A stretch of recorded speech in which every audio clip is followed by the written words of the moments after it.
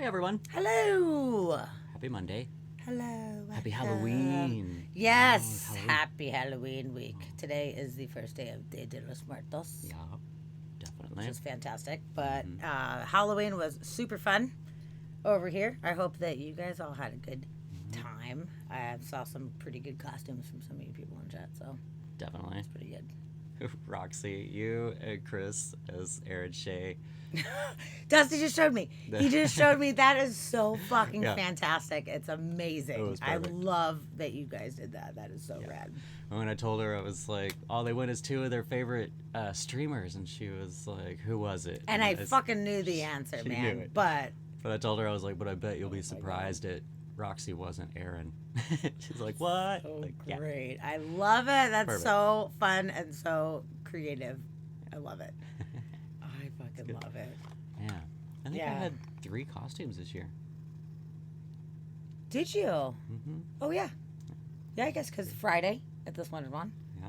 and then Saturday for our party, Yeah. and then yesterday at the Splendid One yet again. Fucking awesome. Totally. It's good. It's a 3 I, costume kind of year. Yo, what's up, Chad? Captain Spaulding in the house. Oh, speaking of Splintered What's Wand. up? Speaking of. One of the Wandiers. Yes. Wandeliers. Wandeliers. That's great. I had one costume. Okay, funny story. So, oh man, Saturday, I decided I was doing my witch costume, which most of you guys, I'm sure, on Facebook or what have you, or in person, saw my green witch face with the fucking nose. And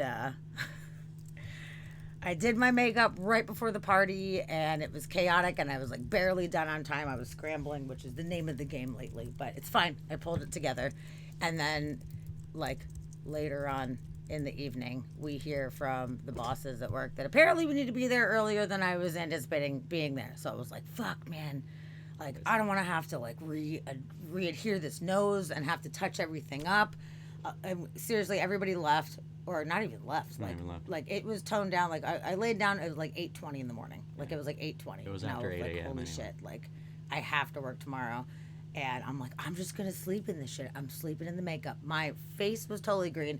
My arms and my hands were totally green. I had this fucking nose on, and I was like, I'll be damned if I'm gonna have to like wake up earlier to deal with this fucking nose. So And I I've was, seen her sleep. I was super skeptical. I was like, I don't know, man. I was like, this is like a Halloween challenge. Yeah. Like this is a challenge to myself. Can I wake up with the nose still on?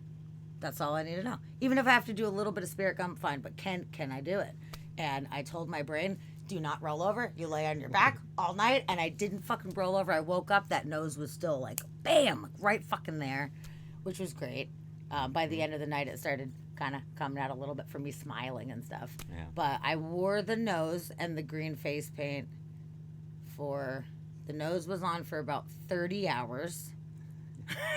And then I got home from work last night. I ripped the nose off after all the customers were gone from the party. I ripped the fucking nose off.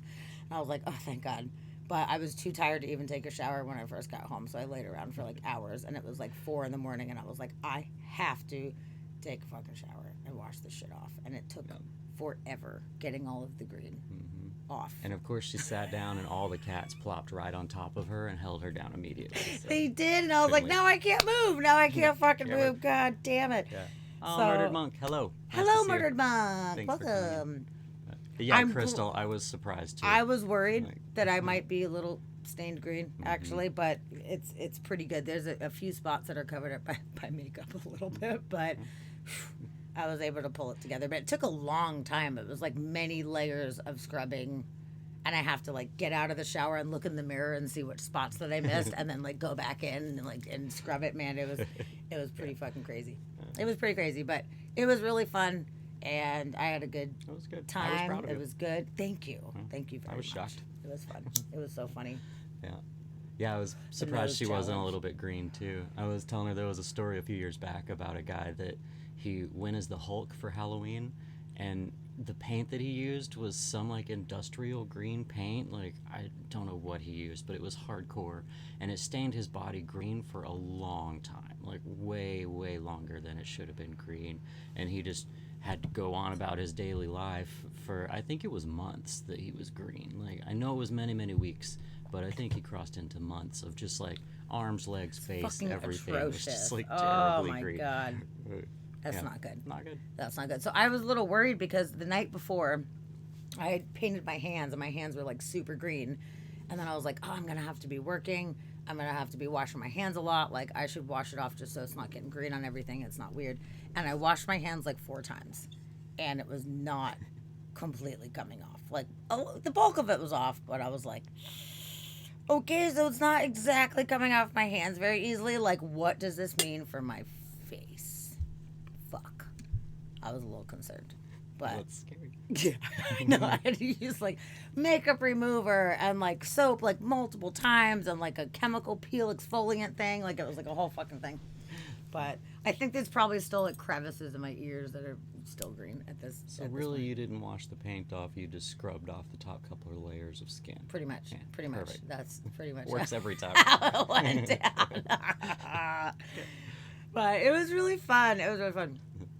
Oh, thanks, Roxy. That's my Oh, you should show. favorite Stein. So it was yeah, It's Captain Spaulding. the daily. Oh, was it? Oh, I thought it was Roxy. She Yes. reiterated, but yeah, check it out.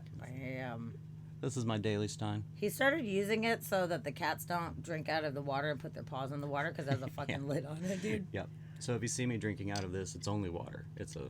I call it Das Wasserstein. That's what this It's is. pretty amazing. But the Yeah. other Stein, I'd actually bought him a Stein a few months ago from a thrift shop that is like magnificent. It is It's such like an twice epic, the size of this. It's fucking huge, and it's like carving of the history of humanity. Yeah. Like from way back in the day, the Crusaders and all this shit, all the way into like technology and stuff. It's super, super super fucking cool. Yeah, it's like 2,000 years of humanity or something like that. Like, that's good. Yeah, it was for But the it's for the like- millennium. It's massive and it like bulges out and then it's real big. Like, it's good. It's pretty great.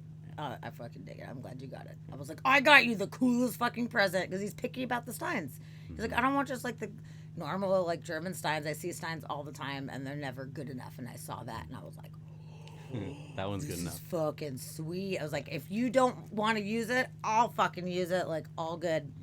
But he loved it, so it was And great. this one's like daily water Stein, but that one's like hangover Stein. Like when you need all the water, Yeah. that's the one. Yeah, Chad, it's big. Yeah, it's fucking giant. it's fucking big, dude. You'll have to pull it down. You should bring it down and fucking show it off because I can go get it. it is really awesome. It's really amazing. It was like they put it out during the millennium, and man, it just sat on somebody's shelf forever because it had never even been used. The little like authenticity thing was inside of it, so it was just like a display. Yeah. So it's Display. it's pretty epic. I'm using it. Yes, all of the water, man. Zelda, I've been I so gotta get busy this lately. Stein It's to been you. like I've been trying to remind myself to hydrate, and I'm just slamming water. Which brings me to my next point. So normally when I do Weird News of the Week, I go through, find all the articles, and then I make notes and like bullet points on all of the articles. So that way I have like a little bit more streamlined information. But because it has been extremely hectic and I have had no time at all, I did not make notes today. I have a bunch of awesome articles saved. But you guys are going to have to be a little bit patient with me tonight because we're going to be figuring out some of the details together. So it's like a group bonding experience. Yay! Hope you guys don't mind. There is some fun stuff coming for sure. But yeah, normally it takes me about 2 to 3 hours to sit and do all of the notes for everything. And I just unfortunately didn't have that available time today. So yeah, just like tomorrow, winging it. Winging it has been the name of the game lately, and thankfully, I'm pretty good at winging it, and hopefully others are as well. Speaking of tomorrow, just so if any of you guys in chat do not know what we're talking about, is Captain Spaulding here is one of my coworkers at my brand new job, which is the Splintered Wand. It is a witch and wizard pub. It is a restaurant and bar and wand shop, and it is so fucking epic. It has been in the works for like 4 or 5 years. They've been building it. Yeah. And I've been officially hired for about 4 years. And now it's finally opening tomorrow. So it's really, really exciting. It's going to be really awesome. And if any of you guys are not in Seattle, you should absolutely come and see us at some point. Oh, you're halfway paying attention, halfway faded, halfway listening to Wu-Tang. Fucking rock on, man. Perfect. Oh, thank you for re-subbing, Chris, Oh, at yeah. Roxy Gun Project. I really Hooray. appreciate that. Thank you. Thank you. Thank I'm you. glad you're here. You guys want to see my epic Stein? Yes, we're Yeah, ready my for show and tell. Okay. Stein, show So and tell. this Daily Stein, right? Bum, bum, bum. And then there's Look the at one this fucking sign. that holds all of the water. So let's see. It It's starts. so fucking good. Yeah, it starts in the year 1000. Over here. So you've got And Vikings. there's like 1000, 1100, 1200, and it goes around. It's a whole timeline. And you get into like, yeah, you start with medieval, like knights, and you got like the Parthenon and the Mayan calendar, and then you get Vikings, and then like Declaration of Independence. So I'm testing my history knowledge here It is because not I'm the Parthenon. not Pantheon. No. Damn it. Those What are is like it? way fucking older. Pantheon's from What is that? 110 AD. Oh, that's a whole And the big. Parthenon is from like 350 BC. Yeah, no, you're right. That's That's okay. not from That's okay. 1100 at That's all. okay. That's why I'm What- here. Is that a Westminster? It looks like Westminster, actually. I just saw this one little sign. and I was Actually, like, hey, it's ruins, I but it's think that probably is Westminster, Probably Abbey Westminster. in London. not. Okay. Yeah. Turns out the Parthenon and the Pantheon were both built before the year 1000. Substantially. Who would have thought? And then we go around to like the first plane, first car. We get first man on the moon, rockets and atoms. And this chick staring at an old school PC computer, which is funny. Totally. It's Because they're like, wow, it's the millennium. Look how, Yeah. technological we are. And it's funny because that's already outdated. But it's really neat. It's really neat showing the last 1,000 years of guy human looks like history. Jason with a shield. Yeah, it totally is. It's a little. It ends a up little with, I think it's coming from the Crusades. Yeah. This Oh, little he's guy. Viking. He's a Viking. He's a Viking. Yeah. He looks like Jason holding a little shield. But it's kind of funny having the Viking and then the spaceman Yeah. in close proximity. You know, that's how far we have come in 1,000 years. We have come so fucking far. And it is all illustrated on this here. All on this here Stein. stuff. And the top is a little globe. Oh, fancy. I love it. It's so freaking cool. Yeah. So neat. And it's actually Avon. Avon calling. Avon calling. Yeah, Chris, you totally should have a Jameson Stein for sure. Yeah, definitely. Oh man. Yeah, dude, I want to see the 2000 or I guess 3000 version for the next millennial. It would just be told through social media apps. It'd be like MySpace, Facebook, Instagram, Snapchat. Oh my goodness, you're probably right about that. Which actually, by the way, I want to, since we're talking about social media, Okay. and we're doing a follow up on last week, we talked about that Zuck was changing the name for Facebook, the big Facebook company. So Facebook app is still Facebook, but his company name was changing, and we were like, "Oh, what's it gonna be?" You know, we were wondering what's it gonna be, and he was talking about the metaverse, trying to like illustrate the metaverse. So he did officially name the company. It's kind of funny what the I don't know if it's like backlash, but commentary on it is. He named it Meta. So it was named Metaverse. He did name it Meta, but apparently there has been quite a bit of people that are like, did you know that in Hebrew it means dead? Because it does. Sweet. And I don't know if he knew that. I mean, Metaverse, Sure. he Meta, okay, you know, like whatever. But yeah, he apparently named it the Hebrew word for dead, which Rad. is kind of Okay. fun. I'm liking it a little better. Hey, Joe! I am so glad you were here. Oh, hi, Mr. Joe. Joe Cunningham has entered the room. Yes. Fantastic. Long time no Happy see, to have you. Joe. I feel like I've just missed you every time lately. Yeah, he popped in a little bit on Wednesday for crystals, which was good. But yeah, I know you haven't been around as much, and I am always so happy to see you come in, Joe. It is that great. really? Is the sunfish okay? I hope so. Big mistake. Remember when Jack in the Box changed their name to Monterey Jacks? TV commercials blowing up the clown? What? Then they had to put it back together. Oh man, I did not hear about that. No, I didn't know about I was not living on the West Coast, I guess, when that happened, Yeah. and we don't have Jack in the Box out on the old East Side, so I missed that. But Monterey Changed it to Jack, Monterey Jacks. that's a cheese kind. That's like a Yeah, that's cheese. type of cheese. Why That's would they weird. do that? I don't know. I mean, why even change it? Like, if it ain't broke, don't fix it. Like Jack in the Box, it's fine. Yeah. Why would you need to change that? There's no need to change that. He's got a face. He's a Jack in the Totally, Box. It's totally. Jack. Come on. I know, and there's Yeah. like a whole like icon It's in and the whole 80s. the Okay. whole fucking thing. I don't know. That's weird. They blew up the clown. That's good. I think I need like clarification on blowing up the clown. Like, what does that consist of? Like, literally, like blowing him up? I don't know. I guess I'll have to check that out because that's pretty strange. Oh man. So yeah, so yep, there you go. Now you know Facebook's name has been officially changed to mean dead. But Oh, I Meta. think I found it. Did you find it? There's commercial. It's a 28-second commercial. Well, you know what? Let's fucking pull that Let's shit see, up I on can here. send it over to you. Okay, we're gonna give this a go. It's gonna be fun. Hold on. I'll send this over. Put it in me messenger.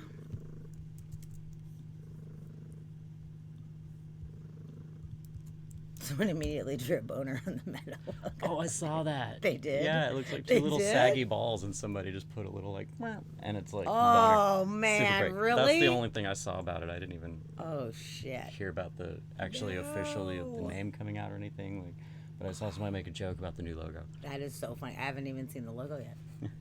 Oh, Empress Jody, welcome. Welcome Oh, to the hello, room. It hello, is so hello. nice to have you. Yes, there's royalty in the house, everyone. Please act accordingly. Yes, yes. Mind your P's and Q's. Wear purple. Start wearing purple, wearing purple. Okay, so let's see. We are going to check out this fucking We're gonna video. see Jack in the Box blow up. It says they blew up the clown. What are you doing to the Jack in the Box clown? He's go. Oh, hold on. But he's so cute. Cute was the old Jack in the Box restaurants. Now he's in for great Okay, hold on. And then we'll Sorry, reset. we We gotta gotta reset. put the volume up. We gotta Pull your size thing this down. whole thing. Hold on just a hot second. We're making it happen. Keep pulling, it'll go. There we go. Okay. Oh, there we Oh. go. There we go. I ashed on my keyboard. So sorry. Okay, we're gonna check this out because I need to see an exploding clown. What are you doing to the Jack in the Box clown? He's going bye-bye, lady. But he's so cute. Cute was the old Jack in the Box restaurants. Now we stand for great new food, like our new Chicken Supreme, juicy all white meat chicken, 2 kinds of cheese on a toasted whole that wheat looks bun. good. The food is better at the box. The food is better at the box. Waste him. Okay. Waste him. That's fucking awesome. That's good.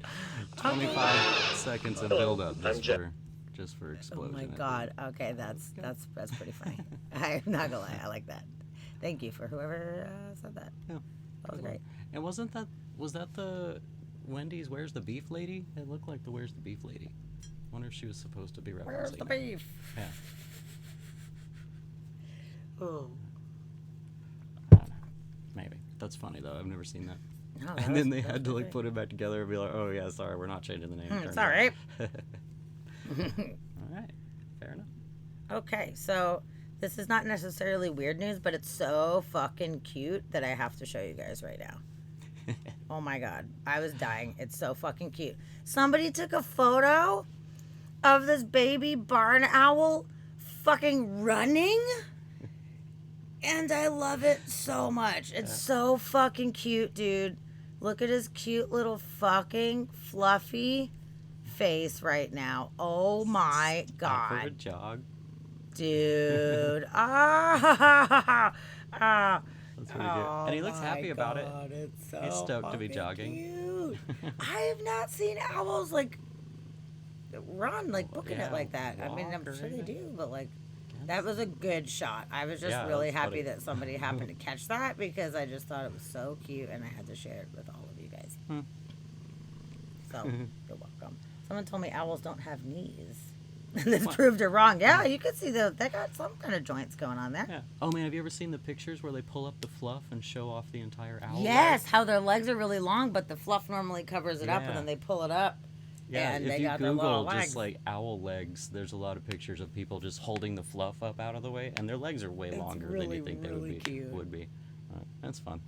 Yeah, why is it running? I don't know, Why is but it- it's really I don't know. cute. You're just out dude. for a jog. I told Sammy he needs a little headband and like maybe like little wristbands too, like little sweatbands. Actually, I asked Dusty to Mm-hmm. make a version of that with his magical I saw it, Photoshop though. skills. Yeah. He did not do it yet, but we're gonna come back with that later. And so remember, you saw it here first. This is the original This is the version, and original. Dusty is going to give him some outfits. He It's needs a gonna little, be super he needs some fun. accessories for sure.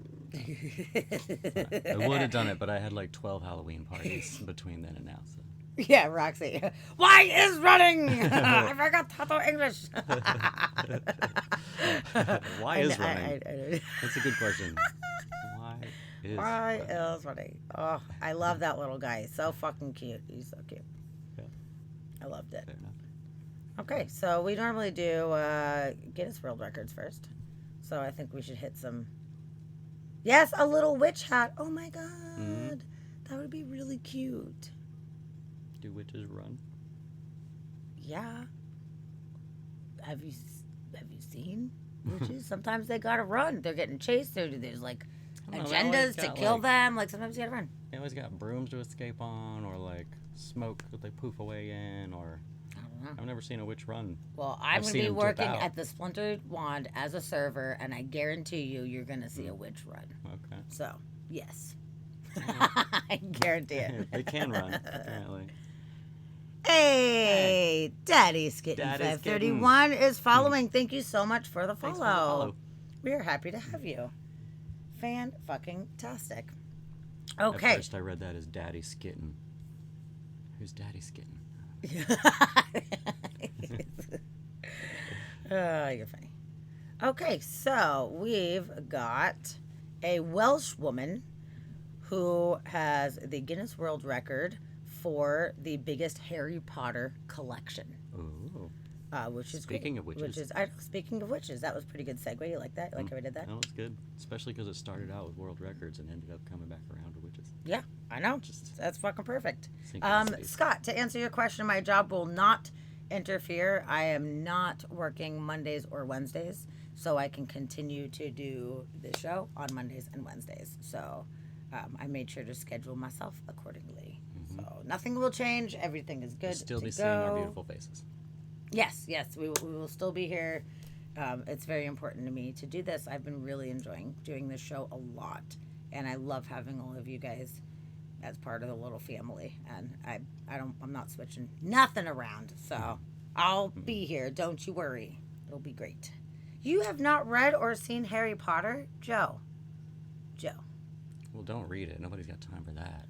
That's- Man, I really want to read the books. I have all of them. They were gifted to me, and I am not much of a reader at this phase in my life, but it sucks because I really want to read them. Somebody recently told me that there's fantastic audiobooks of it, and I totally think that since I have a commute now to work, I think I might start doing the audiobooks and good idea. listening to the actual Harry Potter books. So that's a little easier for me than trying to sit down and read like a massive, giant, huge That's a thing. good idea. And that's a good way to get yourself amped up for working at a wizard bar. Yeah, it helps too. Where you show up, get you But in the mood. I've got to say, Joe, I would highly recommend it. I didn't know when they had first come out that I would care so much because I thought it was like kids stuff at the time, and I was like, oh, whatever, like kids movies, blah blah blah blah blah. But a friend of mine was like, no, I think you'd really like it, and it was like halfway through. It was right when the Order of the Phoenix came out. And she was like, just come with me to the movies. And I'm like, I don't know. I haven't seen any of the other ones. She's like, just trust me. I think you'd love it. And it was opening night for Order of the Phoenix. And that is still, to this day, my favorite Harry Potter movie. I love it because it's when everything starts to take a shift from being like, a little more lighthearted and fun kids movies, but now the kids are a little older and that darkness starts to like creep in. So I would recommend, Joe, if you see. Okay, Joe said the same thing. It seems like kiddie stuff. Yeah, I said the same That's thing too. totally what I had thought. And honestly, it's not. The first few movies, because they're younger, it is a little bit more.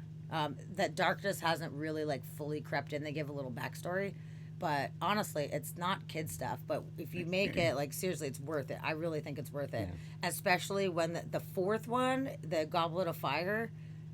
Something happens in that one that is pretty dark, and that sets the chain of events for the darkness to keep going. And then everything from Goblet of Fire until the end, like it's fucking dark, dude. It's not like little kid stuff at all. Like it really brings a lot of kind of like dark, That's true. controversial shit And it is into cool it. because that change it does start out as kiddie stuff like it is in the beginning, but they're kids. It starts out as a kid show, and then you literally watch these kids grow up on the show, like in these movies. Like you're with them the whole time, and they go from being young kids and just starting out, and then as they get older, it gets darker and darker. But yeah, by like the middle of it, they're old enough for stuff to be going on, and you follow them down into depths of madness. Yeah, like as the they first say, few, it's but- like that backstory on who they are, and they're young, so they're learning a lot of this magic stuff, and then shit gets kind of crazy, and especially like the last movie that they split into two, so it's two, like part 1 and 2, like it's just fucked up, man. Like I don't know if I like for little kids, like I feel like that would not maybe be so great because it's got some really like fucked up shit going on in it. So I would really highly recommend it. Honestly, if you haven't seen it, I say give it a go. After the first few movies, like they're really fun, but get to the part where the story progresses, and I think you'd really enjoy it, Joe. I know you pretty well. And at the very least, they're really pretty. Like, Yeah. they're super magical as far as just visually entertaining for sure. Yeah, honestly, the acting is good. The aesthetics are fantastic. The set design, the costumes, all of it. Like, it's really very, very, very well done. I think it's a really well done series. It's great. It's pretty cool. So, I would there you recommend go. it. That's I'm not a fantasy fan, but I'm with her. I love it. I think it's so fun. It's really good. So, and then Harry Potter World in Universal is fucking magical. You feel like you're in it. It's so fun. cool. And now my new job is pretty much like an extension of that world. They're being really careful to separate it from Harry Potter. They don't want to be seen as a Harry Potter bar or restaurant. But there's definitely a lot of crossover as far as the aesthetics and the idea behind it. But we're doing our own thing. It's not like part of the Harry Potter universe, Yeah. But so now I get to essentially work in like Hogwarts or whatever, or in Hogsmeade, one of the pubs and restaurants that would be in Hogsmeade. Like this is pretty much where I get to work every day. It's gonna be great. It's gonna be fucking awesome. So looking forward to it. But yeah, so this Welsh lady has 5,284 pieces of Harry Potter memorabilia. Wow. That is a sizable collection. That's a Holy collection, shit. for sure. The collection includes special edition books, toys, keychains, illustrations, prop replicas, logo sets, and more. It takes up 3 whole rooms of her house. Wow. For this collection, which as we saw the Coca-Cola collection guy that took up like his literal entire house. That was crazy. You got to be dedicated to be a collector. Yeah, Sometimes but you lose rooms. she has 3 rooms fully dedicated. I'd love to see some photos of those rooms. That's Yeah. fucking great, dude. So the previous record holder had 3,686 items, but she gave her a run for her money apparently. So let's see. Let's check out the YouTube, and let's see what we got here. Let's check out the YouTube. Let's check out the YouTube.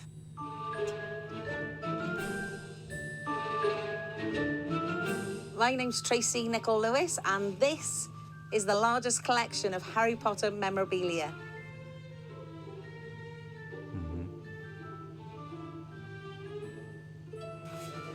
Okay, so we're going to unbox a brand new item, and we will use Dumbledore's blade. Oh, this is so exciting. I can't even open it, I'm so excited. Over here is Not a my very sharp collection of Harry Potter Lego. Some of my favourite items from this is gonna have to be the vintage. I love the design of the boxes. I haven't even opened this one. Including my minifigures. Cute. I got 171 sets. So my favourite is my little Luna with the lion head. Cute. Here we have So cute. Fantastic Beasts suitcase, the clock tower, the Weasleys burrow. We've got the miniature Diagon. Cool. That's And then over awesome. here, And she built them all. That's cool. we have the Thought for Hogwarts sure it'd just be Castle. the boxes up on the shelf. This is so exciting. Harry Potter So bubble wrap. nervous gonna get it out. At least it's well Wish they packed. could have mic'd that styrofoam a It's little not bit gonna more. be damaged. Oh, wow. My husband had bought me the first 2 books and he put a deposit down on the Goblet of Fire before he passed away. It was kind of something for me and my son to cling to get over everything. So it got us through a tough time. And then that's what started the collection off. I'd take him to get little gifts or toys. We used to buy the Harry Potter toys. So we used to get one for him and one for spare. And then that's how this collection started, with the ones for spare. And I thought they were really nice items, so I started looking into getting better items for myself and building the collection, and I went a bit mad from there.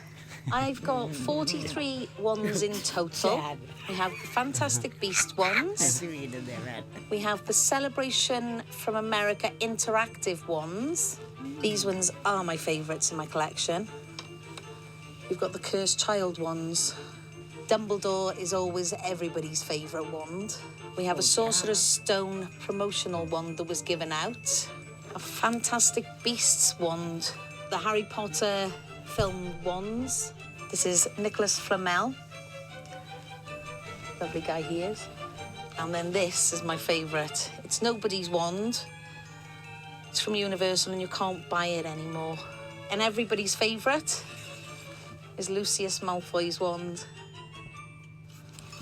Oh yeah, Steve, the That wand is picks you unless beautiful. you're buying every single one of them. And then you pick all of them. This is a basilisk from the Chamber of Secrets. It's a bookend. Oh my God, look at that. That's perfect. Harry I wouldn't like to be Potter chased by one Jeopardy of them. show? Oh my goodness. I like the fact that they meet Tribute. things like this, and Harry can actually talk to snakes without even realising that he can do that. And I like the fact that they're going to go into the girls' bathroom to go down to the chamber, which is not something that boys normally do. Right, we got one more unboxing to do. And this Jeez, one, what is it? if you look, it's on the floor. It's the same literally height Harry as me. Potter. I married Martin and we went to Florida and had a Harry Potter wedding out there. So he already knew about my collection. And even though he doesn't like Harry Potter, he buys me stuff for the collection. So he's fine with it. Crystal, totally He was the one who spoiler asked me alert, to jeez. go for the record. These shoes here were exclusive to Wizarding World Gold members. They were only 500 made worldwide. Haven't worn them out. I can wear them in the house. I wonder how Do you know much to those put them were. on? This is my favourite chess set. You've got the dragon set, and then you've got the normal wizard knight set. This mask here is Lucius Malfoy's mask when he's a Death Eater. These are gift cards that you would pick up from Universal. Christmas cards. These are lush. Cute. Cool. So, for this unboxing, I'm going to be using my Bellatrix knife. Fucking, I want to Hopefully it will work. Yeah, right. Hey, look. Ooh. Take this really well. That's not how you hold a knife, lady. Jesus. Like, with your fucking teeth. As you can see, I've got Funko You're Pops right. It's lying gotta be the across fucking Nimbus. the top of the Gotta room. be. Room. And this one here is my favourite. Nymphadora Tonks. I love her in the film and in Don't person. call me Nick Fedora. I actually cried when I got to meet her. I just love how magical she is. Harry Potter. She's just, That. it's just amazing. The in the character I box. She feel keeps almost most opening like, the I would probably Still say trying to get into Tonks. it. I change my hair colour all the time. I'm not your normal person. I like to be different. I've been lucky enough to meet over 50 of the cast from the films. My most favourite cast member that I've met is Ronald Weasley, Rupert Grint, because he doesn't do many Comic-Cons, and he's a funny guy. I gave him a Pez suite of himself, and the first thing he came out with was, I've always wanted to be a Pez. And then that was it.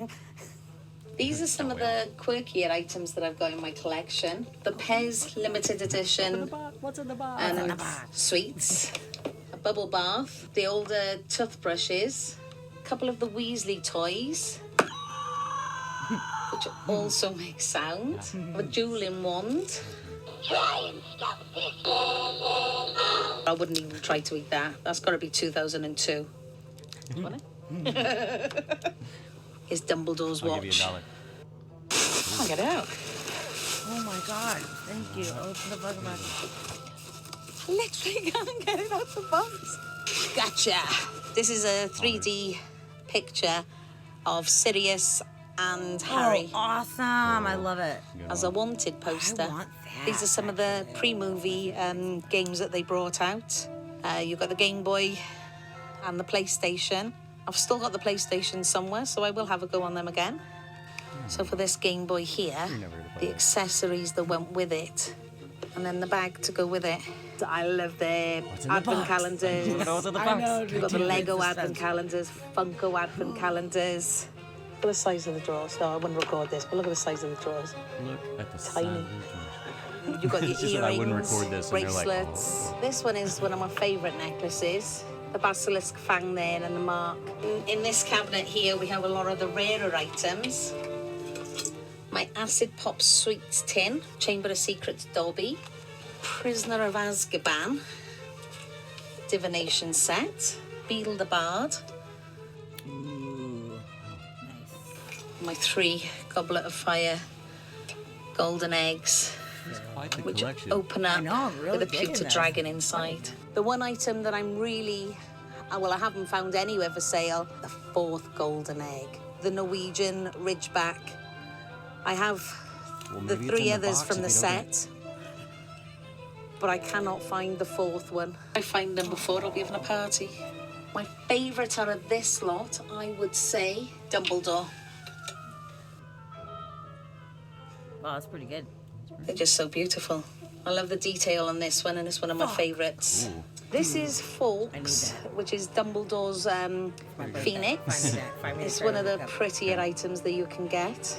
Here we have Slughorn's hourglass, which actually does work as an hourglass. That's so cool. This is Hagrid's snow globe with Norbert and Harry. It's also musical, so you can wind it up. A beautiful little glitter. Here is my Harry Potter book collection from different countries or different styles that they've been bringing out. didn't I love read the any of designs that they came up with for that. Bad time. Wow. Mad-Eye Moody's staff. Wow. It's not the yes. prettiest item in the whole wide world, Oh, but shit. That's amazing. that's really good. I love it. That was worth the wait. That's real good. I think it's a bit tall for me to do a Mad-Eye Moody thing, though. Baby Aragog. The detail on that is amazing. Dang. Because you've got the hoof at the end. The hoof. The hoof. It's got a hoof. That was hard work. My mind's gone blank. Yeah, there will be a point where my collection will be complete. Once I've got all the busts There's one other Rutatassim bag I need and the egg. I'll probably, hopefully, stop collecting. No, you won't. No. You've seen a I don't small believe her. selection of my I don't believe her collection. either. A small So, selection. at the time Small of the selection. record, it was 5,284 items. There are more items now in my collection. I hope you've enjoyed it. Wow. Wow, good one. That's a good collection. Dude, that was Quite the really collection. good. Holy shit. I really enjoyed that. I cannot believe how much shit that she actually has right now. Like, that's absolutely insane. Yeah, and it seems like she was looking for, like she said, like the best of the things. Like, Joe, that's what I was thinking. Like, there's so much other Harry Potter, like, paraphernalia out there. When she said that she was going to be done collecting, I'm like, no, you're not. But if she's only looking for, like, top of the line, like, best collectibles she can find out there, she might have, like, majority of all the main, like, quality pieces, I guess, that they're making Yeah. out of it. Yeah, she's not getting all the little, like, cheese ball Yeah. stuff. But, wow, that's pretty good. Yeah, it's a good I one. wonder if she has a bunch of the stuff from the King's Cross station where they have the little shop at platform 9 3/4. Yeah, Because I have a couple of the magnets and everything. They had like a bunch of fun stuff at yeah. that place at King's Cross. So I'm sure she's been. I'm sure she's been. Yeah. But yeah, there's a lot of stuff. Wow. Yeah. So fucking yeah, that staff. I totally love that staff. Yeah, that was staff really was good. They're still making movies? I did think They're it not was- still making movies, aren't they? Not actual Harry Potter movies, but the yeah. Fantastic Oh, Beasts yeah, the are in the Fantastic same Beasts. like universe. There'll be all those split off. Yeah, makes sense. Yeah. It's like, no way, they had the last one. I saw it. That was rough. When they split it into two, that was really hard too. I was like, fuck you for splitting it into two. Like, Yeah. how could you do that to me? Give me 6 hours of it. It's Yeah. fine. It's totally Or fine. don't tell me this is the last one. Tell me it's the next to last one. Like, why are we doing this? I know. Marketing. Well, I guess because it was on one. It was one book. It was the end book, and they split it because each movie was from the book. So they were like, "Listen, we need more time." But I This wish book was they filmed giant. the whole thing and then had them out at the same time, so you could watch them back to back, or you could watch one and then you can come back the next weekend and watch the other one, or whatever. Hmm. But the fact that we had to wait sucked. But it wasn't like a super long wait. I remember it was within the year. Yeah, it maybe was pretty 8 months or quick. something like that. She had the little Fantastic Beast chest thing that she pulled out.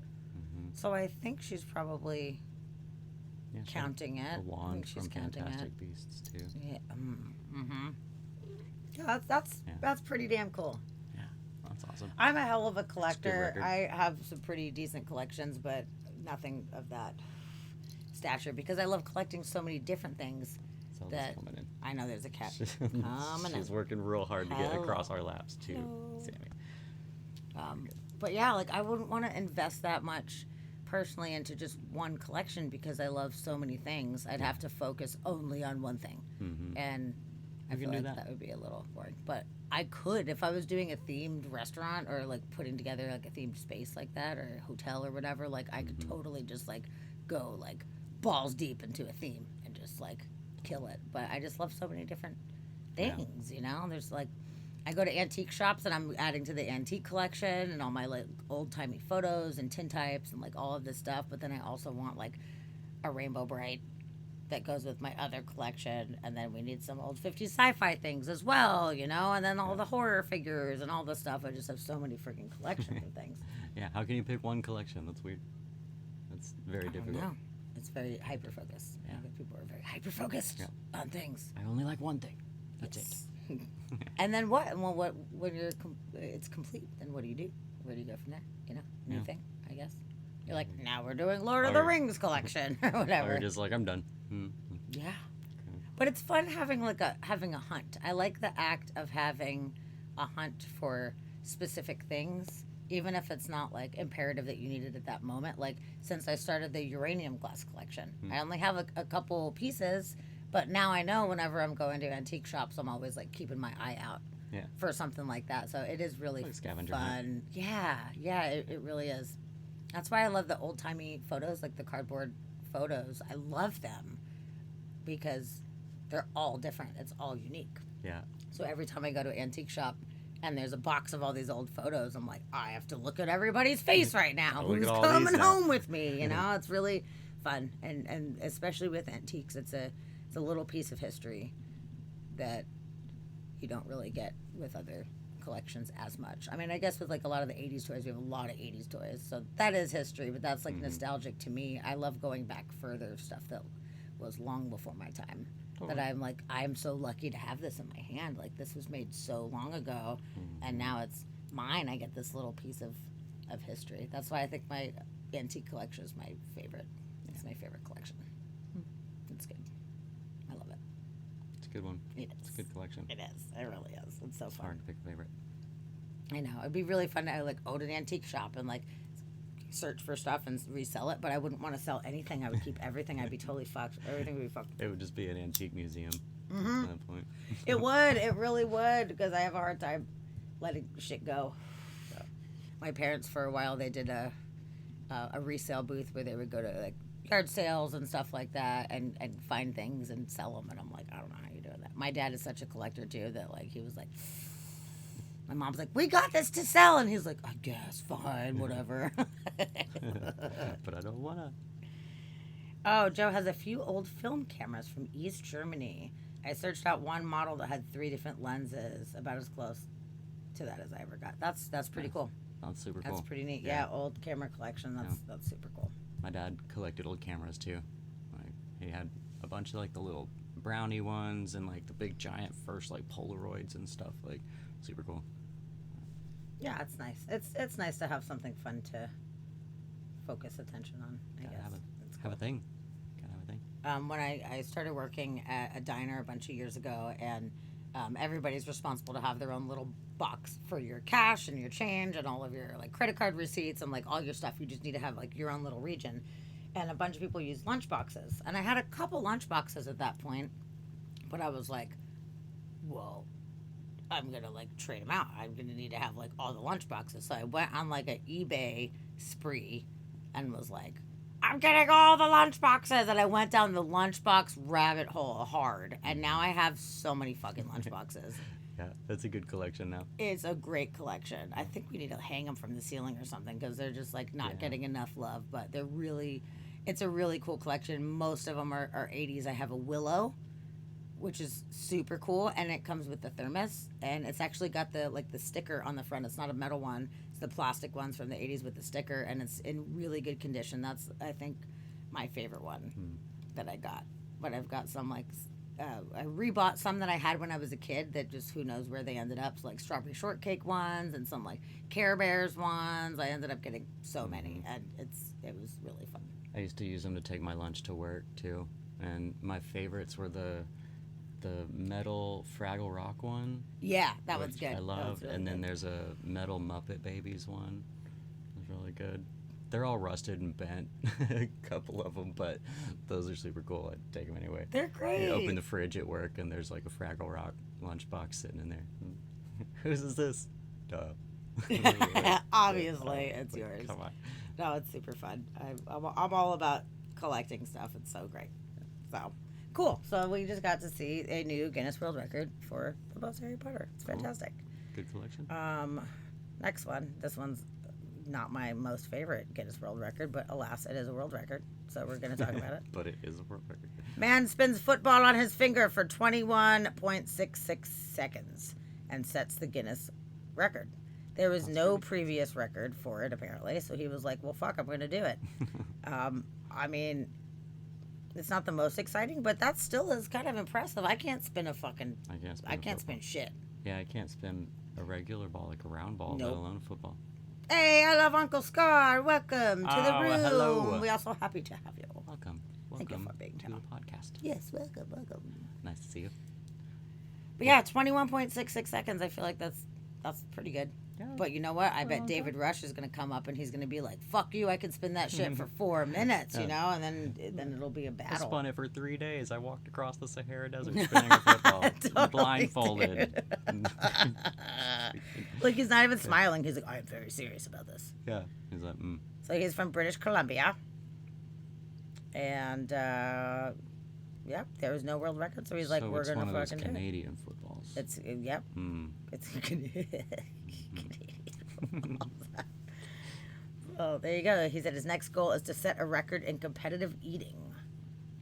Okay. I want to do 2 Whole records different in direction. eating. It's a surprise, but someone challenged me, and I want to break his record. Okay. So, all right, he's getting bit by the world record bug right now. He's finding records. Which is We're gonna have a Canadian David Rush. Oh shit! We'll have the- Brace yourselves. Okay, all right. So since the past few weeks, it had. Oh yeah, he could do it while on a rollerboard for fucking Yeah, sure, dude. Definitely. Or on a Blindfolded fucking rollerboard. yoga ball or whatever. Yeah. So we've been talking about pumpkins this whole month. We've been talking about record-breaking pumpkins, and I've been enjoying it so much because every week there was like new records. pumpkin records Yeah. being smashed. Smashing pumpkins. You get that? Thank you. This one broke the world record as far as I know, the biggest fucking pumpkin. It is pretty goddamn magnificent. He's an Italian farmer. So the one that broke was what? How big? 2,500 23 pounds. It was about to be over. or something like that. I could look.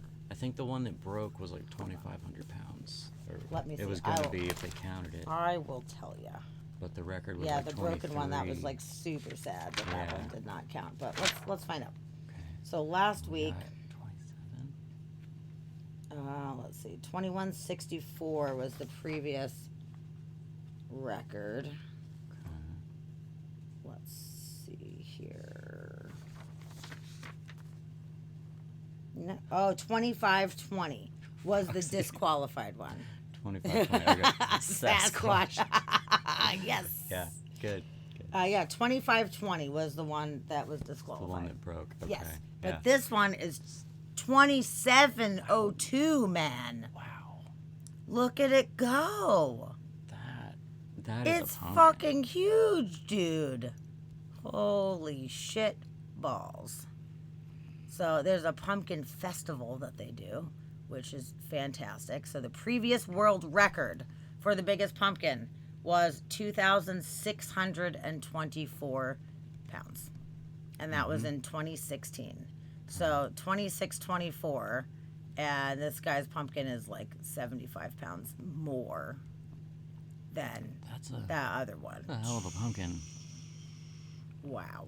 Good one. Yeah, That's that is hardcore. You know, I'm I really wonder with impressed. the stem on there for the world record. There's got to be a regulation like size and stem, it's got to be a certain shortness or whatever, so you're not adding weight to it with leaving like a foot of the stem on there. Oh, you know? yeah, I Like, there's wonder what gotta the be, like, regulations a are. regulation for the stem size. It is Wow, look at it fucking go. huge. Holy shit. How they moved it, I don't know. That's a pumpkin. That's a That's good that's pumpkin. that's legit as fuck. I don't know, man. The process is. I don't know what that know. process would be. It's got to be one of those where they clip the other ones on the vine. That's definitely keep part all of it. the Yep. nutrients Yep. going to it and just let it go. And then they probably have to dig through, or like they probably have their strains that they've kept over the years. They get bigger and bigger, and they keep the largest seeds and plant the largest seeds over and Probably over. right. Probably right. Wow. I wonder how they keep pests from ruining it, because just my little stupid pumpkins that I was trying to grow outside, I don't know if it's squirrels or what the fuck was eating it, and it pissed me off super bad. And then there's bugs that eat stuff. Like, what on earth do they do to keep the creatures from fucking with Hyperbolic their chamber. pumpkin? You know, I know, right? Oh man, snipers. Good answer. Good Definitely answer. snipers. Wow. Like, Oh, you saw a massive one from Alaska, and it made sense because it was 23 hours of sunlight. Interesting. yeah. This is Italy, so this is lower, you know. So I don't know. I don't know. I'm very impressed. I don't know if there's a specific kind of like compost that they use or fertilizers or whatever. There's got to be some method No, man. for this, That's a but thing. I am impressed. So I pretty much think that's the biggest one we're going to see this year. pumpkin news has Yep. been But fantastic. we'll keep you informed. 2,700 pounds. 2,700 pounds. Jesus Christ, man. That's a pumpkin, man. That's fucking insane. Okay, this next record, good Lord. I hate it. And I don't know why anybody would want to break this record. There's a lot of records to break. You could break a lot of records that aren't horrible. This Lithuanian man broke the record by sitting in ice for 3 hours. Whoa. What? Up to his neck. Hypothermia. Yeah. What the fuck are we talking about? How is he doing this? If he was a monk, I would be like, oh, yeah, obviously. But not a monk. Oh, dude. Wow, that's crazy. Yep, 3 hours and 1 minute. The previous record was 2 hours and 35 minutes. And that was just in December of 2020. Yeah, why? I don't fucking know. Let's see what this fantastic video has to say. Why? Literally don't know.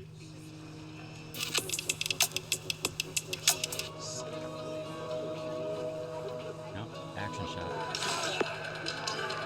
Him just hating his life. Oh, Wim Hof. Oh, he broke Wim Hof's record. Ja, zo is het.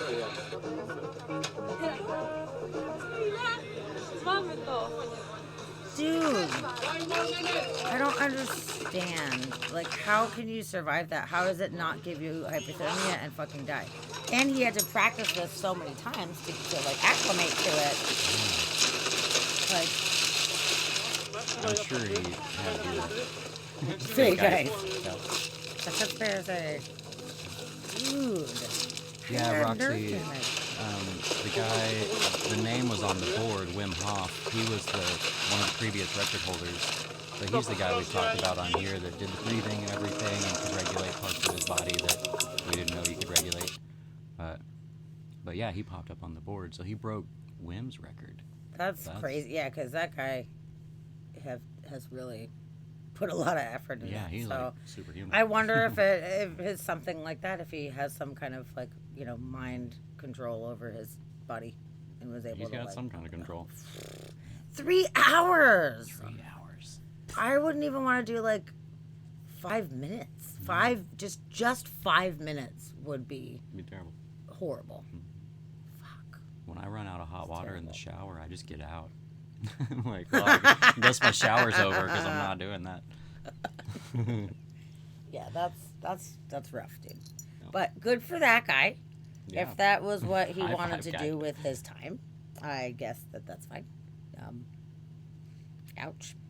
Not good. So, and I wonder what they had to do to bring him back to regular temp. Like, you can't just put hot water on somebody or whatever. Like, it's too shocking to the body at that point. So, I don't know. I mean, him wonder- just coming out into the air was warmer than that. So Yeah. he probably just hung out outside. Probably, yeah. And just slowly They gurneyed him regulated it away, so he's not doing anything. back. Yeah, shrinkage. Yeah, that's a rough shrinkage. Fucking A. Yeah. I gotta hand it to that guy. Ballsy. Super Yeah. ballsy. Mm-hmm. Okay. So another 3 hours. rando Guinness World Record. A restaurant manager decided to break a world record by stacking chairs. This is in Britain. And they stacked chairs outside of a banqueting hall. And I would like to do a chat guess right now. I would like the chat to guess how tall the stack of chairs got for this record. I mean, think about it. It's chairs. Yeah, like the patio chairs that you stack up on. Yep. The little thing. I already saw it, so I can't There guess. were metal chairs. And, under normal circumstances, maybe you'd put 5 or 6 at the most, So, Yeah. Okay. Okay, we got him coming in. It's good. His little buddy Feet. probably Yeah, we're talking about retreated about back feet. into his body at hour 2. Where you going there, little buddy?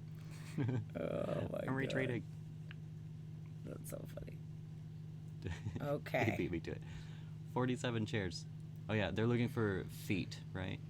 How many feet? Yes, Yeah. yes. I'm sorry. I should have specified. 18 and a half, 28, 32 feet, 30 feet. Meters. What are we, Canadian? We're gonna have to get Chid to translate that. We need our resident Chid, Canadian. how many feet is 5.33 meters? That would probably be about like about 16 and a half or 17 feet, roughly, I believe. Ooh, look at the big brains on Sarah. Roughly. I mean, that was a rough translation, but somewhere in there. 18.7. About 32 feet. Okay. No. 5 times 3 is 15. 5.33 meters. Anyway, I'm just trying to do math. Yeah, it'd be like 16. 3. It's 3 point something in a meter. Yeah. I don't remember exactly, but it's just a little bit over 3 feet. Yeah. In 1 meter. It's a little larger than a yard. Yep, there you go. 3.3. Yeah. I know. Fucking measure that. I know. The metric system. One day we'll get it. Yeah. We're the only place that doesn't fucking do it. That uses our own made-up And I'm measurements. going to It's be good. living in Europe at some point, so I'm really trying to work on it. I'm really trying to pay more attention to Celsius, trying to do Celsius conversions and metric system stuff, so I'm not like the American idiot when I go out there. Yeah. Temperature is going to be difficult for me. Oh, shit. Celsius to Fahrenheit is a weird thing. USA! We're doing our own way here. I'll do what we want. What do you mean use a system that goes by tens? That's way too easy. We're going to make up our own. Well, of course, metric system is made up. I mean, any system is made up by humans to explain things. But if it's the standard, the world standard, then it's kind of weird that we're not. Because even if we choose to use the, our system that we have, I feel like we should still be completely taught as children the metric system as well. So that way we are able to understand all this. But they don't teach us any of it. They're just like, this is how we it was measure taught things. to me. Really? Yeah, there was one day in like 6th grade. One day. I didn't know. But the thing was, it was actually so simple, like, because it was all just based in tens. Like, it's all just units of 10, and like, they all make sense. They all link up. They all line up, and like, it was so like user friendly that really one day in 6th grade was like, okay, got it. We just don't use it to like really be able to think about it. But really, if you look at it broken down, it's super easy. And ours is the one that doesn't really make sense. Like, we're just using made up measurements, but at least theirs is across the whole board. Like, the metric is all tens. Yeah. And they all break down evenly with each other. Like, it's way more convenient and way more easy, but I got to work on it. I have to actually like integrate that into my brain. I want to be able to know. It's just a different language. And all we have to do is learn the language, and I'm not so great at math. I'm working on it. Trying to do better, so that's where it comes in, where I'm like, okay, 3.3. So when I was doing the conversion, so I was like, okay, well, 3 times 5 is 15, and then you've got the little extra bits, but like got extra bits. It's just 16-ish. it's hard. Yeah, so I was like, it's probably in the 16-ish range. But I will give you guys the answer is 17 feet. 17 feet high. So whoever said 18 was the closest, but you went over. So. Is what's funny is Chad with his fucking 5 meters was actually the closest. That was the closest, but without he going thought over. it was 32. So I don't know whether to take that as a winner. So you were accidentally correct. Oh yeah, a baker's dozen. Yeah, you're like, what? What does that mean? No, you didn't lose. I'm going to call you a winner. I think that was winner chicken dinner. Accidental winnings still count. So the previous record was 15.5 feet. And they said stacking the chairs can be very dangerous. It was important we pick a day where the wind was very light so they didn't blow over. They should not try this unless they are very experienced and confident in what they are doing. So part of the regulation was the chairs are not allowed to touch the ladder. But if they collapse in the direction of the ladder, someone could get hurt. I had 3 practice attempts before making the official world record on the 4th go, he said. So the record attempt raised nearly $2,000 for charities that help the homeless. I don't know how you make money doing something like this. I don't Yeah, be like, hey, donate Just- this for this thing that I'm doing. I've never really understood I'll do this if you give that. money. Yeah, it's weird. He's like, you're gonna do it anyway. So, But but we had a previous record. That last little line. yep. Okay, so the previous record where he created a 2.2 foot stack of tortillas. It has since been broken. That doesn't even make sense. Almost a 2.5 foot stack of tortillas. I mean, that's, Whatever. When you buy them in the store, they come in these like packs anyway. If you get a big pack, it's but they're already like a packaged good. up, and that's only like less than 1 foot. But all you gotta do is get like 10 packages and just put them on top of each other, and then you win. I'm how gonna s- beat that guy's record, 2.2. But how sturdy are they? Maybe they don't. Maybe they don't stay very Oh well. no, they do. They, And oh, is it yeah. flour or corn? Oh fucking no. Changes everything. Flour tortilla, corn tortilla, or is it those weird green ones? I don't know. I don't know, but because they are not like slippy slidey, like I think that I could No, but stack. they're uneven. Oh and when my you get God. that high, I feel like it's wobbly. I want the challenge of tortilla stacking now because I could definitely go over 2.2 feet. What's the previous record? 100%. It says it's been broken since. What was the previous? Or the current record? There are a list of things. that have not been 32.1 inch tower of tortillas. Okay. 32 inches. So whatever, dude. That's like, It took him about 3 hours what? to stack them in a pile that wouldn't topple over without extra support. I don't know. I feel like I could take this challenge. Maybe for it's it. harder than I think, though. I Maybe mean- I'd try it and I'd be like, fuck, never mind. I fucking give them credit, you know? I don't know. I could stack some shit. It it feels so amazing, and like I accomplished a childhood dream of mine. By stacking tortillas. I am over the moon thinking about it. Oh, Good. my This guy, goodness. he's stoked. That is silly. Angel Zayas, 24, a drag queen and a content creator for BuzzFeed. Interesting. Okay. Well, you know what? Since there's a video, now I'm really curious. I want to see, I wanna watch like, this why video. is this so challenging? We need to know. We're Okay. going to find out. You're gonna stay because that's what good tortilla towers do. The pressure is on. Yeah.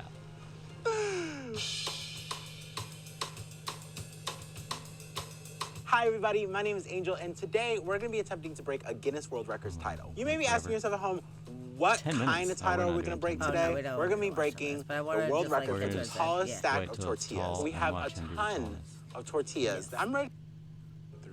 Okay, so he's not making them. These are store-bought tortillas. Oh yeah, they're the ones that we have. They're like the mission tortillas. Oh, Dude, yes. I can see Talk where to he's got an issue down there. What's wrong? You're gonna be okay, okay? I shouldn't have did that. I shook it. I was like, let's keep going.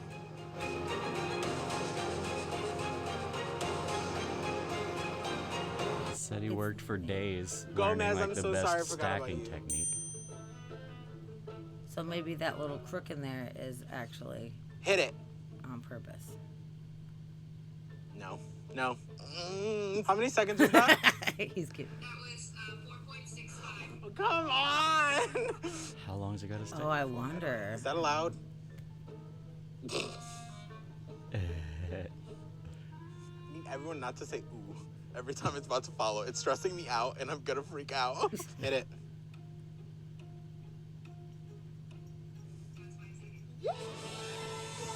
Five seconds. Okay, you gotta hit 5 seconds.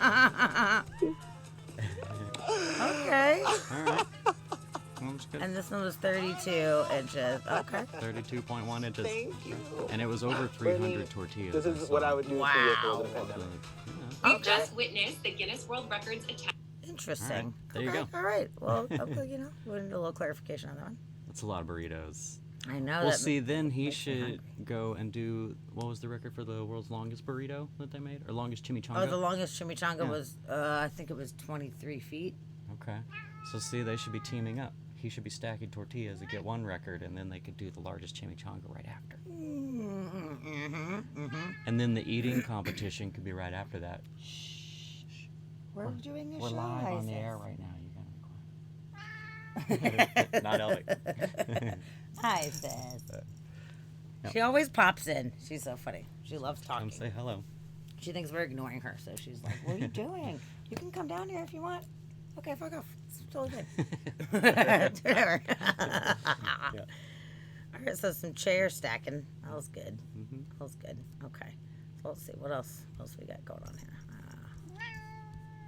Yeah. Well, Okay. So, in the past, we have talked about some of the video games that have been selling for extreme amounts of money. extreme. I'm going to do another fun crowd participation thing. A sealed copy of Super Mario Brothers 2 was sold. And I would like for you guys, without cheating, No cheating. tell me, what do you think that this sealed copy of Super Mario Brothers 2, like NES, original 8-bit Nintendo NES, what did it sell for? Cast your votes. Let's see what Original you and have to sealed. say. 250,000. That's a good guess. Murdered.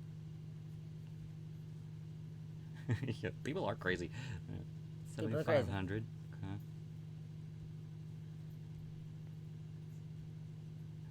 Oh, did Zelda wear her costume this weekend? Did she put her costume on? Yeah. Yeah. Yep. Okay. Yep. I brought her down to the party, and everybody loved her. Okay. Good. And Jama loved it because Jama was the grandma, and then Zelda was a grandma, and it was really cute, dude. Yeah, we had two grandmas. She looked so cute. Yeah. And Jessie Bean's got a whole bunch of pictures of Zelda I looking bet she so did. cute in a little Yeah. costume. Okay, 22.5. Final Okay. answer. Okay. 150K. All right. That's These are okay. good. These are good guesses. They're all over, but I do think that they're all very valid guesses because Very these valid. days you don't even fucking know. Shit's selling for like crazy amounts of money. Mm-hmm. Okay, so it looks like You just got to ask yourself Most one people- question. Is it as worthy as a puffy Dorito or not? God, the puffy Dorito for $20,000 or whatever. Jeez, 30 grand. Yeah, 30 grand for puffy Dorito. Oh yeah, I when I sent Roxy when we first got the costume, I sent her some photos of Zelda, and she was fucking dying. She was so. My cat is so cute. She's so cute. Her little outfit was so adorable. Yeah, little old lady. All right, so the answer to the question: Super Mario Brothers 2, sealed in a case, ended up selling for $88,550 to a Florida businessman. $88.5 thousand That's ridiculous. That hurts. Like, we have the game. What? 88? I have the game. I have it. I have the original one that I got when I was a fucking kid, man. I still got it. Still got it. Does anybody want to give me $88,000 for it? That'd be great. I'll give you a deal. $60,000. Yeah. I'll give you a 50 off deal. 40 grand. You got it. Fuck it. Yeah, that sounds great. Yeah, half off. Half off. We're slashing prices. Yeah. It's crazy. It's fucking crazy. And it brought up, reiterated in this article here too, the most expensive one that we had actually talked about a few months ago, where Mario 64 sealed copy that set the stage at $1.56 million Yeah. for that one. That was the craziest shit I've ever heard in my fucking Yeah, life. that's ridiculous. And then that smashed the record that was actually only set a few days before for Legend of Zelda, which was $870,000. Mm-hmm. So at this moment, Mario 64 is the most expensive, which, to be honest with you, I don't understand, because the NES games came out substantially before 64. Yeah. 64 was like later. That was like way the fuck Yeah, it later. was way So later. why is that? And it's Mario. Like, it's something that's super, super common. You would think something more uncommon or a limited thing or something like that, and especially an older one, would have been the one to get the most amount of money. Yeah, you'd think so. But it's not. It's all about demand. Mario Yeah. 64. Yeah, which, because like, Captain Spaulding, I'm with you. Like, maybe the Gold Zelda, like the banned version of Tetris, or one of the E.T. games that they apparently buried, like, hundreds of out in the desert because it was such a flop or whatever. Like, maybe something like that. But yes. Like, Yeah. like if it was the original first edition of the Gold Zelda cartridges, which they still did make a lot of Gold Zelda. I have one. Yeah. You know, it's like, that's not like super rare or whatever, but something special that's like wicked fucking old. Yeah. So I don't Yeah. know. I don't understand 1.56 million. Jesus fucking Christ. Yeah, Steve Scott, exactly. Maybe one of those. Especially if it still had the dirt on it from the landfill.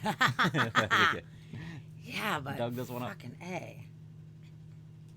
Oh, I think they have... Nib? What's nib? I don't know what nib is. I don't know. I don't know what nib is. And I saw Joe talk about the nib lawn darts. Is that something lawn darts? I don't know. You guys are saying words I don't understand. I don't Your know. acronyms But are- apparently she's got something pretty awesome that Okay. might end up getting a pretty penny. I mean, the Kiss Down, Psycho down Circus. later. That's good. I've got some shit that's still in packages, like some things. Oh, new in box. Okay. Oh, new okay. in box. Right. I have a MC Hammer in the box still. He's wearing a super awesome gold outfit, and it has a boombox that says it makes real rap sounds. I actually have two of them. One was out of box, and it's hanging from my ceiling, which he's fantastic. I wish you could see him right now. He's like the He's riding guardian of a the bird. room. He's riding a bird. It's fantastic. But I do have a new in the box, so maybe someday someone's gonna want to give me $1 million for a fucking MC Hammer doll. Mm-hmm. Maybe. Maybe so. We'll see. We'll fucking see. MC Hammer might. Oh, no, he's bankrupt. Never mind. It's fucking great. Womp womp. I love that. But real rap sounds. It's fucking great, man. I can't even reach it. I would get it to show you, but I can't. Yeah, that's not coming down easily. It's pretty great though. I love it. And when I bought it, it actually came with. I don't know why it came with it, but for some reason they did a bundle deal, and it came with a cassette tape that was signed by him. So I have a signed MC Hammer cassette tape, which is badass. And yeah, I kept it in the box. So maybe that'll make me some money one day. We'll see about that. But I love opening shit up because like if I have it, I want to play with it. I'm not one to like keep things in boxes. Yeah. Unless I know that it's something like, wow, this is really special and like it might actually be worth something substantial one day. But I like opening shit up and playing with it. And I'm not putting buying on a things shelf. for an investment. I'm buying them to use them. Usually I'm not, but man, now I think about all the shit that I had when I was a kid. That, dude, if I still had all the toys and shit from when I was a kid, I would have been able to like flip that for so much fucking money. Mm-hmm. God damn it. There's so much cool shit that I realized. Like I had this one gem and the holograms, and it was a doll case, and you would like it was a hard case, and you'd set it up, and then it was like a dressing room, and there was little hangers and little drawers and stuff, so it was like Gem's dressing room, and there was actually a speaker in it. And there was these like little tapes that you could put on, these like little tiny tapes that you'd pop in it, and it would like play music while Jem was getting ready and everything. And I remember how much I wanted this as a kid. I wanted it so bad. And at the time, I don't think it was like super expensive, but it was like a holiday gift for me because it was, you know, a little more on the pricey side. And nowadays they're like between $300 and $500. Wow. On the internet. And I'm like, damn it. That's awesome. Fuck, I wish I still had it. It was probably 1988 or something like that I got that as a gift. And fucking A. It just, you know, my mom probably chucked it or sold it at a garage sale for like 25 cents or something like that. And now I'm like, motherfucker. Come on. Damn it. $500 for a fucking thing. Come on, man. Oh, they sold. Oh, that Sold your sucks, mangas, Joe. huh? Oh. The guy That's was too planning bad. on collecting Beanie Babies to support him. Yeah. Oh, okay. I How worked. did that work out? Yo, let me just tell you about Beanie Babies. So, right during the Beanie Baby craze, it was right around like the, Y2K time, like 99 into 2000. It was right at that time. And I was actually working at a Hallmark store at that time. And the Hallmark store sold like, you know, a bunch of shit, and we had like ornaments and all this stuff, but we were one of the biggest Beanie Baby retailers in the area. And people were going batshit fucking bananas about the Beanie Babies, but we got first dibs on any of them that came in. We got the first fucking dibs. And so I didn't really necessarily like know or care about them beforehand, but I saw how big of a craze that it was that I was like, well, fuck, I'm 100% gonna like take this shit. So like this isn't even that cute, but you know what? I'm taking it because apparently it's worth something. This one's terrible. And I had a big bag of them for a long time, and I moved them around. I mean, shit, that was like 21 years ago that I got these things. And I moved them around for so long that finally I was like, you know what? It never happened. So I'm going to scale down, and I'm going to keep all the ones that I think are really cute. Like my favorite ones, the cutest ones. I'm going to keep those, and I'm going to let a bunch of the other ones that I just got for like, investment purposes and just kind of let them go. I forgot. I gave them as a gift to somebody or whatever. But then come to find out that it's the fucking tag misprints where the money really comes from. Most of it is specific tag misprints. So it sucks because I didn't know that when I got rid of them. I had looked them up on the internet and they're like, oh, $5.99, and I'm like, whatever. But I didn't think to check the tags. So I could have potentially, I had such a big box of them, I could have potentially had something that was away worth our something. retirement. I know, fucking A. But I did go through, actually it was last year or something like that, Beanie Baby thing came up in conversation. I was like, you know what, I'm going to grab the ones that I have and I'm checking all the fucking tags. So I went through and I checked all the tags and I was like, damn it. Okay, but they're still cute. They're still really cute. And still I Beanie like Babies. them. But yeah, it's really interesting that it was that big of a deal and everybody thought it was going to be like this huge thing. And it's like, nobody really cares. Yep. I got the Princess Diana bear. That was a big deal at the time. And I thought that was going to be like one of the ones that was going to be worth money because people were scrambling. We got so many phone calls. Do you have the Princess Diana bear? Like, for some reason, it was a whole big thing, you know? And we got to get, I think it was one or two.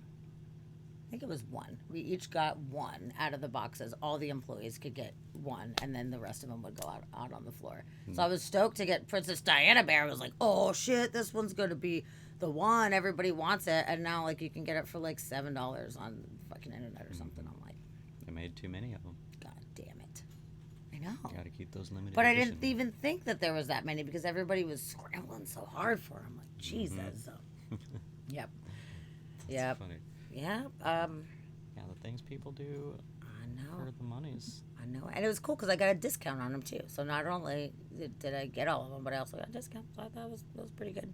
But yeah, it's that mentality of like something seems rare enough or it's other people want it and it makes you want it more even if you don't know why you want it. You're just like, well, now I have Don't it. even know what. Yeah. It got me. It really did get me because I was like, fuck, like there's a lot of money to be made. Everybody's really into this. Like, I have the opportunity of getting all these things before anybody else, you know? Like, I may as well. And now I just have a bag of shit in the closet. Damn it. Yeah.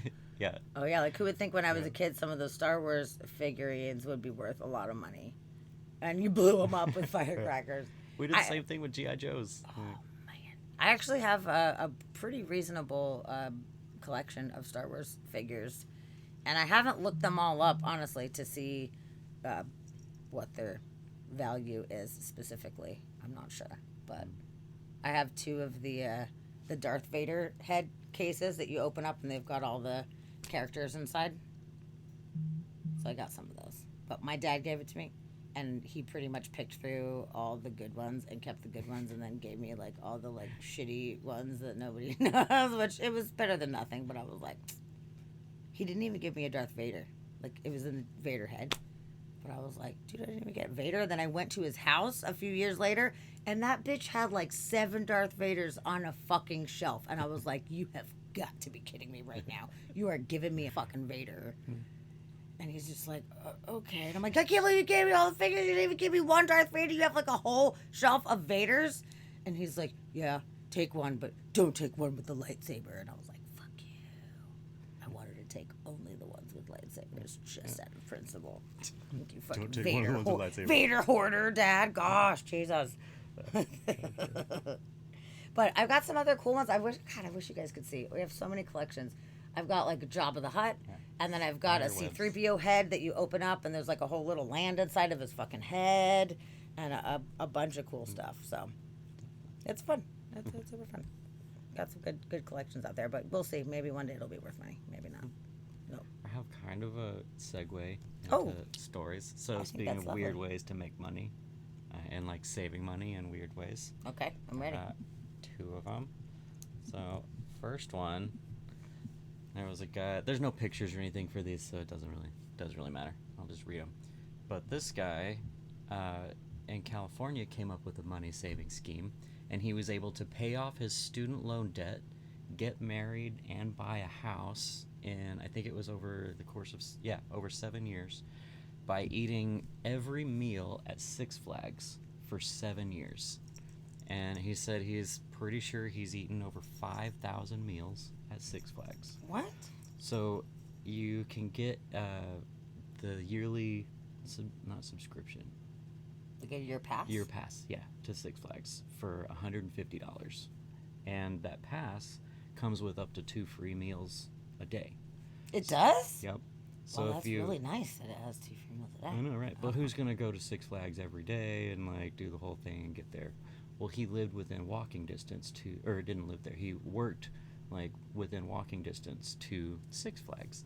So he would, for his lunch break, walk over to Six Flags, eat lunch on his pass, get in for free, eat lunch on his pass, and then before he left, he would pick up dinner at one of the things, and then he would drive home and have dinner. But he got these 2 free meals every single day, and with all the different food places around, he said the menu was constantly changing. There's always new stuff coming up, so he always had new stuff to eat. But over the course of 7 years, he saved up enough money to pay off like his student debt, and like they said that it basically he ended up paying around 50 cents per meal for 7 years. Like the math kind of breaks up to it's about 50 cents for a meal. But that's crazy. That's some dedication. Wow. He said now that he's married, he doesn't do it quite as often, but he still continues to do it. So like lunch Wow. breaks at work and stuff. That's crazy. Yeah. Every day Yeah, every day. for 7 years. 7 years. Yo. That's a lot. He said sometimes he's a roller coaster enthusiast, so he would stop for a ride or two on his lunch, ride something, eat a meal, go back to work. Like, yeah. I wonder if people caught on that work there and they're like, it's that guy again. It's their guy. He's back I- again. I don't know. I'm sure he met people and knew them. But it's in the clause. Like, it's not like he's doing anything wrong. It says Yeah, you can do it, so it does. Yeah. I'm here for my free meal. You're right. That's interesting that they give free meals because a lot of those places, Yeah. you don't get free nothing, like at all. Like you have to pay for everything. Yeah. So I find that very interesting that they even offer that as part of the deal. 2 Yeah. free meals. I thought that was interesting, too. Which I didn't know that when I was going there. I think I had a year pass one time. Damn it. You missed out. Missed out. You missed out on a year worth of free food. Fucking A. Burgers. Well, I lived like about an hour and a half away from it. So Okay. it was outside of Dallas. Okay. So not But- not efficient for you. Yeah, That's not that efficient. I wouldn't have saved that much money because I would have spent it in gas. Yeah. But that guy, being walking distance, wow, that's pretty good, dude. Right? That's pretty Killing good. it. Huh. So, another way to make money, especially here in the United States, is by suing people. You can sue people. So, there's a lawsuit against Pop-Tart right now for $5 million. This lady is trying I to did get... see this. I thought it was the most ridiculous Yeah. thing I've ever seen in my life. Yep. So Pop-Tart is being sued for $5 million by a lady claiming that their messaging is misleading because they give people the impression that the fruit filling contains a greater relative and absolute amount of strawberries than it does. So it's specifically over the strawberry Pop-Tarts. But they're saying that it's focusing on the health benefits that come from strawberries and like they're marketing their pastries as a healthy breakfast, like a healthy breakfast treat. Part of this complete breakfast. Oh my bar. God, no one's doing that. Both But of them. so the other like competitor pastries, like the Walmart brand and the CVS brand, and our Dollar Tree brand, they put little things on top of the box. There's a little label that says naturally and artificially flavored. Pop-Tart doesn't do that. So they're like, Pop-Tart is claiming that it's all natural, that it's all strawberries, and like it's all real. And they're like, first of all, the amount of the little jelly filling is so minuscule that you can't claim there's strawberries in here. Second of all, There's no real strawberries. It's other things like apples and pears, and it's just strawberry flavored. Like, it's not strawberry. So she's trying to get $5 million. Like personally, I'm gonna Yeah. get $5 million. Oh my god. Yep, that's one lady. Jesus. They said that there's what they call it, consumer fraud and deceptive business practices are hot commodity right now in the lawyer world. Dude, so many things are flavored that are different, like raspberry flavored or Yeah. whatever, like strawberry flavored. Yeah. But you have can't to say expect- that. You have to say flavored, that it's artificially flavored. And she's claiming that they're not selling it as that. They're selling it as strawberries. Oh my Wow. god. But they said that there's been so stupid. other lawsuits like this, such as the lawsuit that claimed that there's no real tuna in the Subway tuna sandwiches. Yep. Okay, but I guess that was debunked. Okay. And then the Honey Bunches of Oats is almost devoid of honey. Honey bunches of oats. Yeah. There's no fucking honey in there. And that I'm mad. Rebel. somebody else was suing that the Morningstar Farms veggie hot dogs have almost no vegetables in them. So it's going to be like soy-based products. Yeah. Okay. I see that one a little bit, but I mean, by saying veggie, they mean no meat, No meat, meatless. yeah. So I guess they could Meatless change their ducks. word meatless ducks Yeah. or whatever. Yep. Love it. Seriously, that's not what a banana tastes like. Yeah. But their version is really good. Like, you should definitely sue them. Yeah, and the lady's name is Karen. 100%. You're so fucking right. Jesus. Actually, it gives her name. I looked at it. I don't think it's Karen. It's probably her middle name. Should be.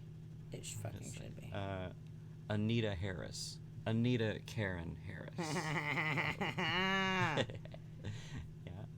Yeah, that is really crazy. That is a crazy thing that a just regular citizen can sue Just gonna and sue. make that kind of money, like it's personally affecting them in their lives. Yeah. Like what you could do is you could like push forward something that says that from here on out they have to change their packaging or whatever, but to be like, I personally want $5 million, like that's not going to win in court. You can't. They're not going to award a person that unless they can prove that somehow it has caused some kind of damage to them or whatever. I mean, there is something to be said, like, since it has pears and that kind of stuff in it, if it's called strawberry, and let's say somebody has a pear allergy, and it's being sold to people, and somebody was getting sick and they didn't know why because it's just strawberries, and then it ends up having pear in it, I'm not sure if that would be admissible in some way, but I'm sure in the ingredient list on the box, it probably says fucking pears. So then it's your own fault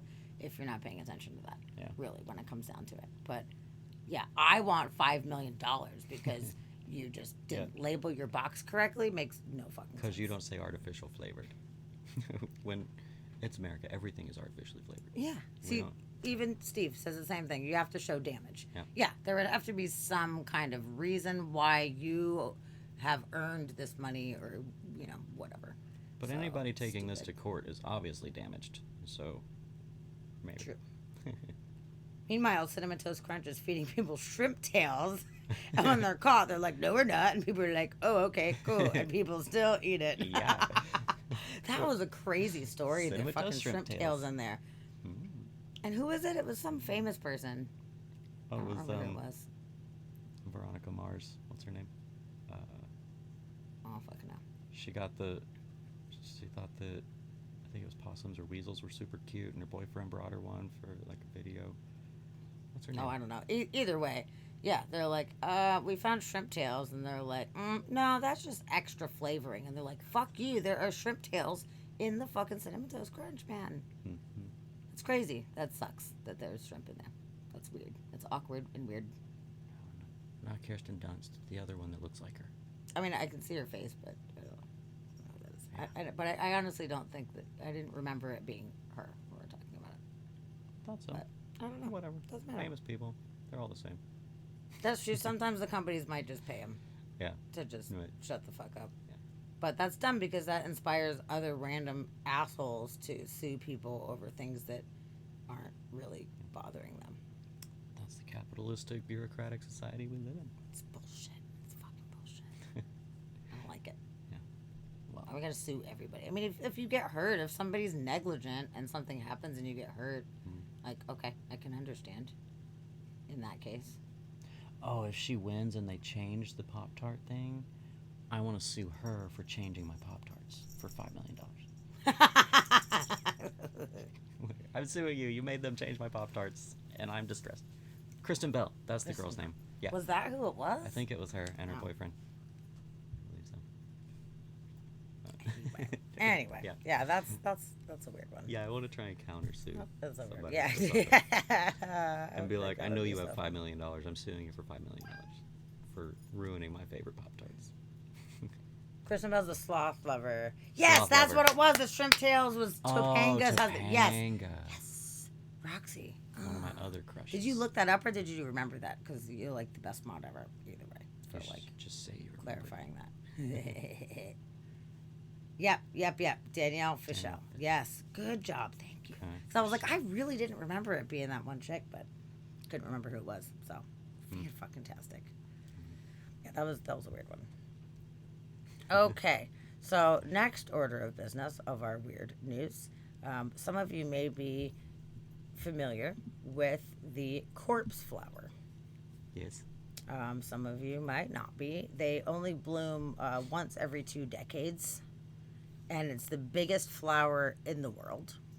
And they recently had a bloom, which is super cool. It was in the Netherlands at their botanical garden. But apparently, I've never heard it be called this before. I've always heard them called corpse flower, but apparently they also go by the name of penis plant. Rare penis plant blooms. Yeah. Okay. Dude, That's one. good job, Roxy, for remembering. Good job. Oh yeah. Yeah. High five. So we're gonna show you guys if you're not familiar with the corpse flower, they are called such because when they bloom, it is a smell of rotting flesh. It is apparently one of the most horrible smells ever. So now talking about a penis plant, so it's a smelly dick flower. Apparently, Yeah. it's a Indonesia native, and yeah. Yes, eggplant, penis AKA plant. the eggplant. Okay, so it's a smaller cousin of the more commonly known corpse flower, but they're a similar type of thing. So Oh, it's got phallus in its name. The Amorphophallus decus sylvae. It's actually got phallus in its name. Okay. dude. A corpse flower went on display in May of this year at an abandoned gas station in Alameda, California. They grew the plant and brought it to the closed gas station so the public could view it. Okay. Yeah. Random. So Seems like, like the a- fucking smells, we're just gonna put it in this place. Yeah. No one's gonna steal it because it stinks. So let's check out this penis plant here. Dit is de penisplant in Leiden, vlak voordat hij begon te bloeien. Hier in de Hortus Botanicus... Hold on, we have to hear that again. That was too good. Dit is de penisplant in Leiden, vlak voordat hij begon te bloeien. Hier in de Hortus Botanicus staat het vol met planten. Dat de penisplant die ze hebben nu bloeit is heel bijzonder. De laatste keer dat het gebeurde was 24 jaar geleden. Dit is de Amorphophallus decus sylvae. It En het is is the de derde tiny keer in version of Europa it. ooit dat hij gaat bloeien. En voor ons de tweede keer. En wij vinden dat super bijzonder. Ja, je hoort het al, de officiële naam van de penisplant klinkt nogal ingewikkeld. Amorphophallus decus sylvae. Het betekent zoiets als I don't know what they're vormloze saying, but I penis also know in het exactly bos. what they're saying. Hij komt in het wild alleen voor in de bossen op het Indonesische eiland Java. En ook daar is hij heel zeldzaam. En dat komt onder andere omdat de plant dus bijna I'm nooit digging their bloeit. fucking language right now, whatever's happening. En dat is hier op dit I'm not moment even mad dus that it's wel not het in geval. English. Dat is vooral te merken aan de geur. En die geur dat is Yeah, een the beetje, corpse flowers dat are doet een beetje way denken aan bigger than that, rottenvlees. but this Vliegen die one hebben een is- ontzettend it's goede interesting. neus. I never seen this En die komen echt van heinen en verre. Zelfs hier in de kas waar ik nu geen vlieg te zien is. Ja, ongetwijfeld dat ze er over een paar dagen toch op zitten. Met zijn stank lokt de penisplant dus vliegen naar zich toe. Fly. Die denken dat er wat lekkers ligt te rotten. Penisplant. Dat ligt er niet, maar er zit wel stuifmeel dat aan de vliegen blijft plakken. Als die er weer vandoor gaan naar andere penisplanten, wordt het stuifmeel van de ene plant aan de andere doorgegeven. Netherlands, so it's Dutch. Zo kunnen er weer nieuwe penisplanten ontstaan. Is it finished? Oh no, Roxy. they're In de not tuin in finished yet. Leiden zijn er geen andere penisplanten. Maar omdat het stuifmeel zo zeldzaam is, verzamelen de plantenverzorgers het ook om het bijvoorbeeld naar andere tuinen te sturen voor penisplanten die daar staan. Waarom heet hij eigenlijk een penisplant? Het lijkt niet superveel op een penis. Ja, plantennamen, Ja, dat blijft superveel altijd een dingen. ding. En als een plant eenmaal een naam heeft, dan zitten we eraan vast. Het kan zijn dat de oorspronkelijke, de eerst beschreven soort penisplant duidelijk echt meer op een penis leek. Allemaal interessante weetjes. Nog eentje dan. De plant staat maar heel even in bloei. Zo ongeveer 2 dagen. That was awesome. Okay. Yeah. They said penis plant so many fucking times, dude. Penis That planta. was so fucking funny, dude. Yeah. The shorter penis planta. Oh, very- I love that. It's a mini version. I'm gonna sue. I'm offended by the plant. I'm suing. Yeah. God. Oh, I have a segue from the shorter penis planta. That's a perfect segue for my next story, actually. I agree, Roxy would not be as good in English. That was really Yeah, fucking no, funny. I don't even want it in English, actually. I don't even want to know. I loved it. That was really good. It made my day. Yeah, that's good. So, speaking of shorter penis plantas, in LA, they had a small dong march. There was an activist group that got together to end the shaming of tiny penises, and they had a small dong march. What? And they said, oh, actually, I should probably share this one because the signs, there's good signs. Okay, we'll pull that up. While we're looking at these. Oh, this is gonna be good. I'm excited about this. Shorter penis planta march. Dong, like Dong. wiener. Small dong march is what this was. Yeah. Okay. Dong. Okay. Yeah, they were trying to end the shaming of tiny penises. Oh my God. Um, Jesus had a small dong. Yeah. Jesus the had a fuck small up. dong. They did not. Oh my God. Shut the front door. Yeah. All dongs go to heaven. Oh. In solidarity with shrimp dicks. Oh, shrimp dicks. Shut up. Bring it back to the shrimp. All dongs are equal, and he's dressed as a He's a hot little hot dog. dog. I love it. Good. Yeah. What? Demonstration took place Saturday in downtown LA, organized by some YouTube stars. And it said that the length and girth of the march was not publicized online. So they didn't talk about how big it was or small it was. Lots of good signs. They paraded through the streets. Someone sign just says, "Me too." Me Yeah. too. Good, good. If you scroll down, there's another good sign. Okay. Going down.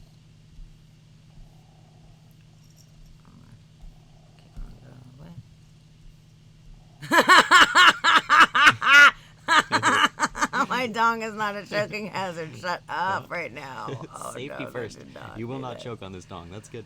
Oh my God. Funny. Yeah.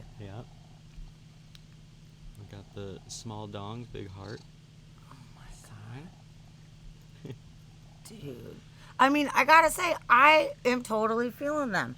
You know, like, it's not like people chose these things. Like, people have different body parts, and you're right. Like, people should not be shamed for that shit. That sucks. There were Motion of the several Asian. demonstrators who insisted that they were simply attending the march as allies and claimed that they were actually well endowed.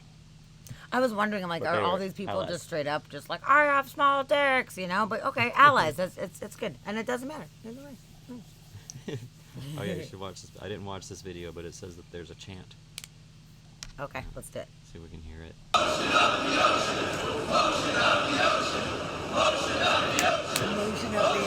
the ocean. Keep small and carry on. Cutie is powerful. I mean, that's a totally makes sense model. Girth is over. Oh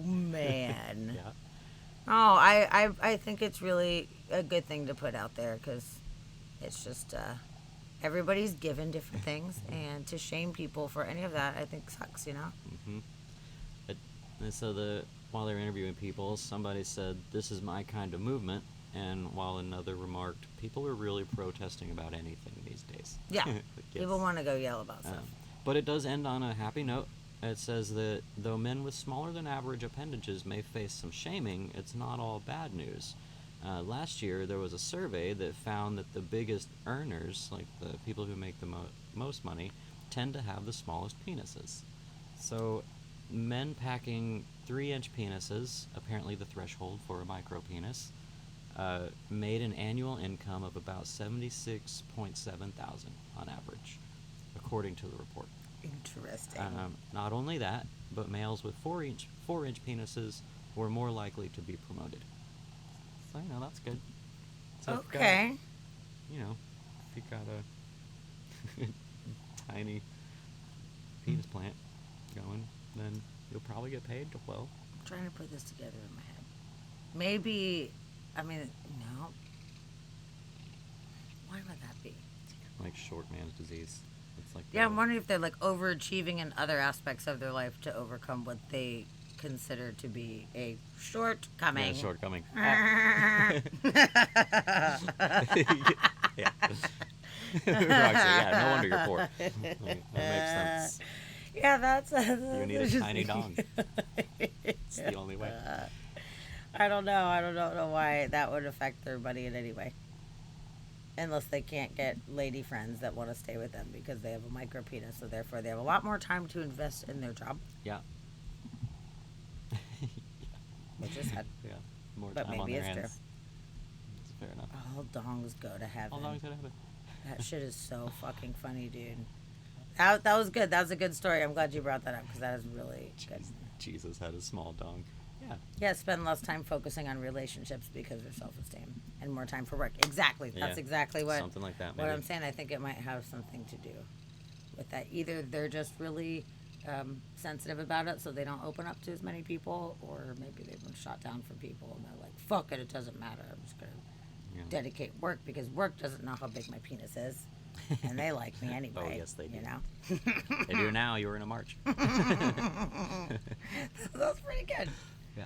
But That's good. That's my favorite funny. segue so far. I like that. That was good. You're like talking about this penis plant. Speaking of penis plants. Okay, hold on. All right. What's next on the agenda? Okay. So we've got this one kind of interesting. I wish there was a video of like the full-blown thing happening, but a lady in Kansas, or I guess Kansas woman, heard a noise at her front door and received a shock when a buck just crashed through her fucking house. Like a buck just crashed through their house. Oh no. Yeah, she was in the kitchen and she heard a noise. Why would it do that? They think that it saw its reflection in the window or something like that, or in the glass Oh, it door, and charged then it. it like attacked itself, but it bust through the fucking house, man. Oh man, so he felt like he won hardcore. I guess so. Or did he feel like he slipped into a new dimension when he smashed into this other buck because all of a sudden he was like in a house? Yeah, can you imagine Like, how I was he'd be fighting? like, what the fuck? and Now I'm in a kitchen? Yeah, said she was in the kitchen. She heard the noise and went to investigate, and the buck crashed through the door and made eye contact with her before running through the living room. And the deer jumped over her furniture and just ran around the house by crashing through a window to the back porch. So it went through a fucking window, dude. Okay. Nobody was injured. Everything was What? fine. Okay, But good. so actually, I'm curious if there's anything pretty good on this video here. Let's see. Was there footage of it? Some in Topeka are cleaning up their home after an unexpected visitor. A buck came running through their front door after seeing its deer. reflection Deer. and mistaking it for another deer. It ran through the living room, jumping over furniture and a coffee table, then busting through a window out to the back porch. From there, the homeowner says it jumped 10 feet down to the ground. Venison, I never thought would cost this much. Not to have any venison, but to only have an exposure to it and the cost of repair being God knows what. Luckily, no one was hurt. That's a story that certainly makes you say, oh dear. Oh dear. I don't like the fact that he referred to the fucking buck as venison. It's still a creature until it's food. Then it's processed, and then it becomes a different thing. Where you're like, this venison just crashed in my fucking house. Like, no, it didn't. It's a fucking It was a creature, package of dude. bacon that walked up in my house earlier. It's weird. Shitty. That's not very nice. Yeah. Venison is tasty, It is and tasty. I'm into it. It's all good. I would eat it, and I would not be sad about eating it. But like, you know, It like, wasn't venison A deer yet. is It was exactly. It's still a deer. It's still a creature. Well, if it hung around a little longer, it may have been venison. Oh my god! I can't believe it jumped in her house and like stared at her and like started jumping around her furniture. And she's like, "Oh my god! Like, there's a freaking deer in You'd my house. never Like, see that what do you coming, do dude. with a deer in your house? You'd never see that ridiculous. coming. It's so fucking Yep. funny, dude. It's so funny. Oh my god! I We love need it. the. Okay. Oh shit! I forgot. to We needed Denny to try and get it out. Catch it, Denny. Dairy. Dairy. Yeah, Not Denny. yeah. Dairy. Yep. Yeah, we needed Dairy to try and catch it with his towel. Get it out of the house. Catch him! Catch him, Derry. Catch him, Dairy. Okay, so this one's kind of fun. In honor of Halloween, these people had some spooky Halloween decorations on their car, and they were told that they had to remove them because it was too scary, and it was Wow. totally freaking people out. Okay. So this is also in Canada, British Columbia. So it said "Help Me" written in duct tape on the car, and there was blood all over the place, and they were like, "This is not okay." So there was a suspicious vehicle parked near an intersection, and they arrived and found the car had been decorated with fake blood, and the message said "Help Me" spelled out with duct tape. Oh. Yes, Yeah. Roxy reading. We got a redemption. Okay, after we get through this, we're totally doing it. We're totally fucking doing it. Yes. So it was just like some blood and help me and duct tape? Yeah. And that's what they were like? Yes. We can't do it. It's too much. They're Canadian. You can't blame them. They're a little more sensitive. I you know? guess so. But the man agreed to remove the duct tape after the police explained that it was a little too scary and might cause more calls of concern to the police. So just write down this address has a thing and don't send people there. Like, whatever. Yeah. I don't know. For whatever reason, they thought it wasn't good. It's too Like, scary. remember when we were in Colorado and our friend Kat, for Halloween, she had a wig and she like cut some hair off of the wig and put a bunch of the really sticky fake blood on the whole front of her car and put the hair on it.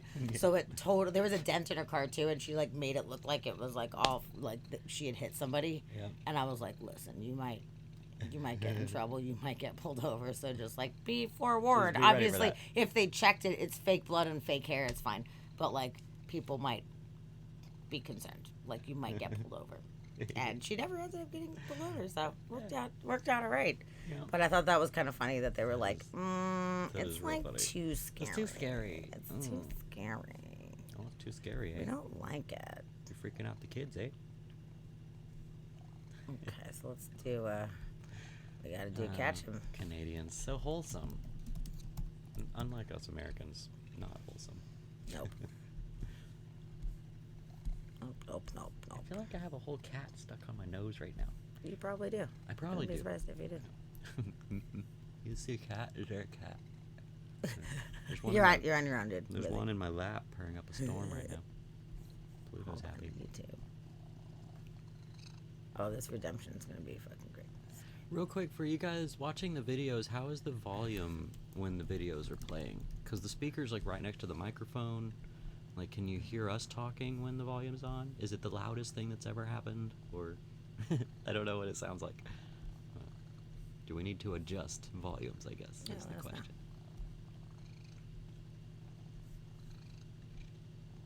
Catch him! Catch him, Derry! Derry, catch him! There's a bat! Get it back! Get it back! Get it back out of the house! Mom, will you get out? Oh shit! I fucked it Derry, up. will you catch him? Oh! Oh! Oh! Huh? Jesus, new. Catch him, Derry! Catch him! Catch him, Derry! Bigger towel, that's it. Get him now, quick. Get him. Oh! God, Derry! Edited version. Oh! Damn it. I have to bookmark the one that. I know. Marie, will you stop looking in the door? She kills me every time. She's Yeah, so she's just fucking speaking. funny, dude. Catch him, Derry! Catch him! You're doing great. You're doing great. Just... That's it. Get the bigger towel. That's it. Oh, he nearly got it that time. Nearly. No, he's still flying around the place. Quick. Oh. Oh. You're doing a great job, Derry. Oh, that's it. Stand up there. Oh! Did you get him? No, he's there. He's making a mockery out of you, boy. You get down off this. Take off them shot. The dogs. Dad, the dogs after peeing. Fucking dog, dude. Maureen, you're no help behind the door. And he's behind the door too. He's no help. No one's help. No one's helping. Derry's on his own. You're tiring him out. He's like McGregor. He's got no legs left. Go on. Catch him now. There he is. Get him. Oh. Oh! Oh! Oh! He's on me! He's on me. Delighted. Sure, the dog got a fright and he himself, Mom. Sure, how would you blame him? And you outside the door. It's fucking fantastic, dude. Oh, It's so man. fucking good. Yep. Oh, I will never get tired of it. I will never Yeah. in my life get tired of that. Oh, Roxy, we do need Catch 'em Derry t-shirts. We do. With all of these phrases, like a shirt with every phrase. I know. There's so many. There's like 15 shirts. in I that know. one We could clip. do like a whole string of them, of a bunch of the different quotes and stuff in the background. Like, I think it would be Just write out the fucking whole great. video. Just everything. That's all. You're doing great. You're doing great. You know, help behind the door. It's so fucking funny, That's dude. so good. Ah, good. Thanks, Rox. That's Oh, that exactly was what we great. needed. It's fucking perfect. Yeah. I love it. Great. All right, what's your next story? Okay, I got two more left. I'm gonna go on to my favorite one. I've got one that I really want to talk about. It made me laugh when I was. Okay, Sammy's gonna go pee. I'm gonna tell this story. But you're gonna miss it. I don't want to miss it, but I have to. Just gonna miss it.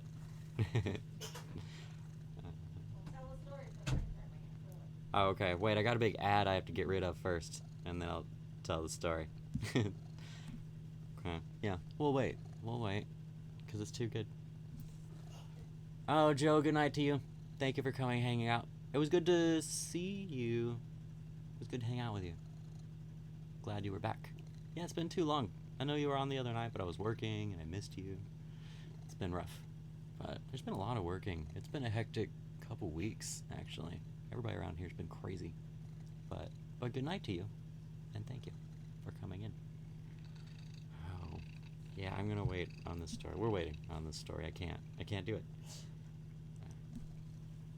But yeah, I like the idea of Catch 'em Derry t-shirts. He's making a mockery of you, boy. That'd be good. Everybody would have no idea what they were referencing, but I'd still wear them. I'd still love them. Oh man, Derry and a bat would be a great Halloween costume too. Just carry a little bat and a towel around with you. Oh man, that's fun. That's a good theme costume. And then if we had Ma and a door, if you could carry a door around with you, like a little window, and have Ma behind the door. Next Halloween's gonna be good. Now we're talking. It's so crazy. As soon as I got up and walked to the bathroom, I started having a sneezing fit. Oh no. Out of the fucking blue. That was really Perfect timing. bizarre. Yeah, it was weird. It was a weird one. And it was like multiple sneezes in a row. I was like, what the fuck? I heard a few in there. Bless you, by the way. Yeah, thank you. It's weird. Murdered It's monk still almost choked on her Dr. Pepper. I'm glad you're a Dr. Pepper fan. Pleasure. Thank you. I love Dr. Pepper. Favorite. You ready for the story? I'm ready. I'm so ready. So, it actually started over a year ago, so they've been dealing with this situation for over a year. Keep that in mind. Okay. There has been a flock of vultures that have taken over this town in North Carolina. And they've just moved in and they can't get rid of them. And I was reading one of the previous articles from last year where they had ideas of how to get rid of them, and they're like, what can we do? And one of their ideas was to fire a cannon to get rid of these like vultures that are hanging out in their town. And Fire a cannon, like just to scare them just off? to scare them off, yeah. Yeah, not blasting them in the face, but to scare them off. How about fireworks display? That's just as good. Come on, that's great. For fire cannons. So they're saying these buzzards, just for a mental picture, they're about 2 feet tall, and they're giant birds. If you've never seen a vulture, they're giant. These are like turkey vultures, and they have taken over. One of the high schools is one of their favorite grounds. There's a park, and then there's one person's house that they're all loving, and they've flocked to this person's house. And at one point, the lady counted up to 58 of them on her roof. And she's talking about my God. Her dogs are going crazy, and like the dogs hate it, and the buzzards are not leaving. And one of the cops was saying, like, every time he drove by the high school, he would honk his horn to like scare them, to get them to go away. It's not working. So this is a year later, they're still dealing with it. The buzzards don't care about the cannon noises anymore. They don't leave. They don't leave at the honking. They're not leaving. So this being a thing, it kept getting worse. So you got buzzards hanging around. That's one thing. They're eating dead animals. They're stinky because they're eating rotting creatures and bringing them back to their roost or whatever. So they smell bad. Well, it's not a defense tactic. I guess it's defense tactic. But to get away, one of the things that they do is that they will throw up anything in their stomach immediately to make them lighter, because they'll eat over 2 times their own body weight in one sitting. So if they're trying to get away quickly, they throw up so that they're lighter and they can dip out.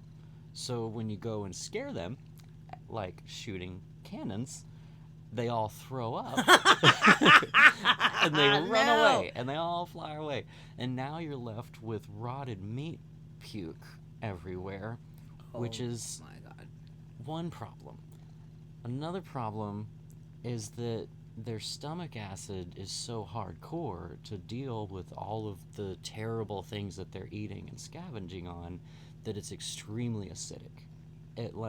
It will literally take the paint off of cars. It'll eat through any of the paint that's on anything. So if they're perched up on something above cars or above whatever, and they scare them away, and they throw up on everybody's cars or on anything, like it's curling the paint on their cars because of their hardcore stomach acid as one of their defense mechanisms. And I was just thinking about this and like their tactics. So I was reading the story from a year ago talking about how we're going to fire a cannon, and then I read the follow-up from this year, and they're like, that's not good. Like, we shouldn't be scaring them I find that away. interesting. I mean, I totally understand the concept of like lightening the load because they're trying to fly away. But in general, like animals, eating is such like one of the main focuses of their life, and you never know when you're going to get another meal or whatever. So that's that. I find it interesting that their instinct is to give up their meal that they found. Yeah, but they're also scavengers who will eat most anything, so it's not like their food supply is limited. Animals are going to die. It's true, somewhere. but when there's giant groups of them, like you're like competing. Yeah. You know, one dead creature, like you better be the best to get it in time. You know, so you would just think that if it was a solitary creature, you might be like, it's fine. Yeah. But like being in groups of 58. Yeah, groups. Like I'm keeping my fucking food, man. I'll take my chances. Yeah. I don't know. That's really interesting that they just like bleh, and it's all super like vomity. Yeah. Like and then acidic it stinks. Vomit. They said it's terrible. God. And then it's not just their puke that's toxic. Toxic. Yeah, I don't know what you're trying toxic to say. is the word. Okay. Acidic and toxic is what I was mixing together. So toxic. They're shit. They're birds, and they're taking gigantic shits, and that's also toxic. Yeah. Or acidic. Not good. The lady with all of them on her roof, she said that they're leaving droppings like liquid business cards. And I was like, that's one phrase you could use. Yeah, I mean, what do you do in a situation like that? Like, it's nature. And like, what are you gonna do if they're becoming a serious hazard? If it's an infestation and a hazard, and they have to be dealt with, that's one thing. But like, if it's just kind of annoying, but Yeah. it's not like detrimental to Yeah. people's lives, and you can't really just go out and start shooting them. Yeah, no. Left So and that's right. what they're trying to get them to just leave, but it's not working. So I wonder why they want to live in the town. Go into the woods. They just adopted this town. And it's Kentucky, you said? It's North Carolina. North Carolina. There's so much woods out there. Go the fuck into the Totally. woods, man. Yeah, Wow. definitely. That's nuts. Oh, Steve, the blowing up of the whale. I love that video. That's my favorite video. It was a horrible, horrible decision, and I loved it. I'm so glad I that remember we tried hearing that at about one the point. whale. I don't know if I Oh, remember Natara, watching hello, welcome. it. Natara, woohoo! Buzzard poo. Wow, damn it, good one. That is good. That's good, Good Roxy. one. That's a Hey, metal band for Natara. sure. Yeah. Oh my goodness, Roxy, did you Yeah. see the photos of Natara's Halloween costume? Where she was Lucy from Dracula. And was good. what's crazy is I was like, oh yeah, I guess you were inspired because we were talking about it last week on the show. We were talking it was with Crystal talking about Dracula, and she wasn't even in at that part. So it was just random that she ended up dressing up like Lucy, who we just had an entire conversation about that specific costume. It was Yeah. fucking fantastic. It was great. So Very great. interesting. And yeah, you That was came in good. on poop. Good Perfect. Originally, we were talking about these buzzard infestation that has taken over to North Carolina town. And apparently, when they try to get them to leave and try to scare them, they just vomit up their lunch along with acid, stomach acid. Yeah. And it's creating pretty big issues. Yeah, they're trying to not scare good. them away, but scaring them makes them throw up. So that's not working out Yeah. very well. It's not good. It's not so good. That's good. That's fun. Oh man. Okay, so that's pretty fucked up. Yep. I got a good segue of animals where you don't want them to be. Yeah. Okay. I do. Sweet. I do, in fact, have animals where they're not supposed to be. So this next one, Okay, good. a fucking bear decided that he wanted to go to a wedding in Mexico. There's a nice wedding happening in Mexico, and this bear was like, "Thank you for inviting me. I'm just gonna come join the fucking party." And this is what the fuck happened at this wedding. You know, the thing about life is when things Yeah, he aren't went into the perfect, there's always a great story to tell. Case in point, a new couple, a new married couple has a doozy they can tell for the rest of their lives, Roxia. They can tell, they can show, because these days everything is recorded. So you get a chance to see this. A wedding turns wild when a hungry bear crashes the reception.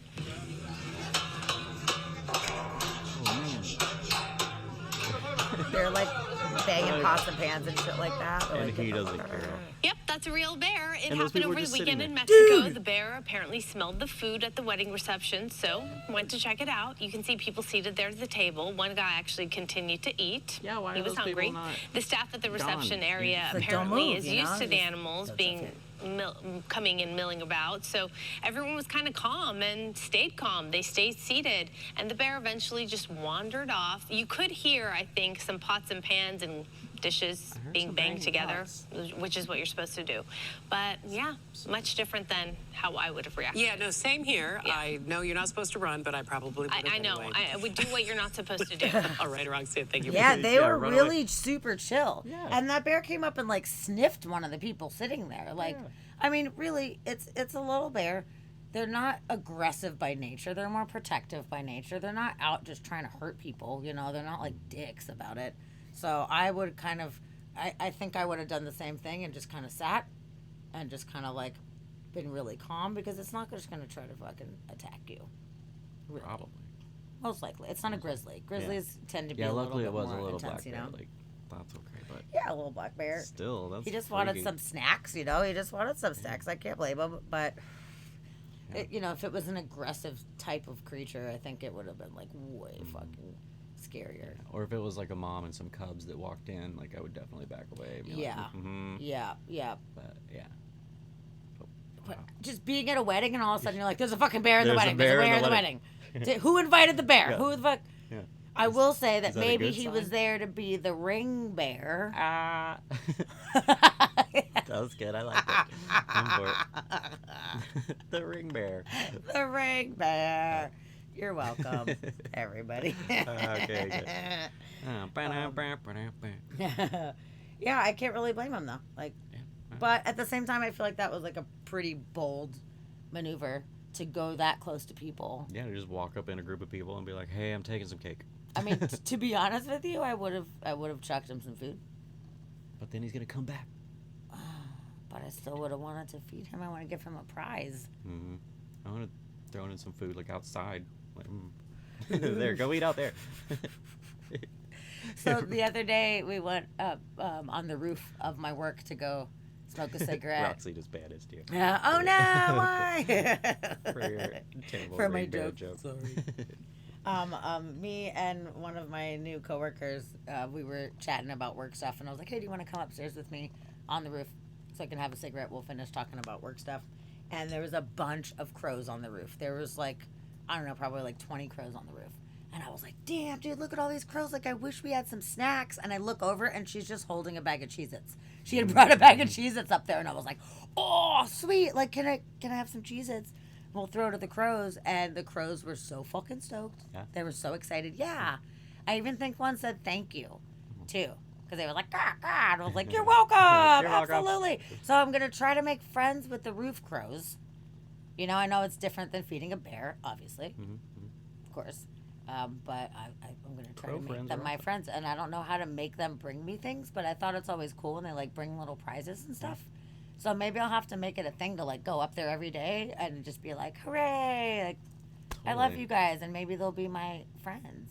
Yeah. It would be really I bet cool. they will. I bet you'll get little shiny things brought to you. How do you tell them that you want prizes back? Because they don't always do it. They'll bring gifts. They do?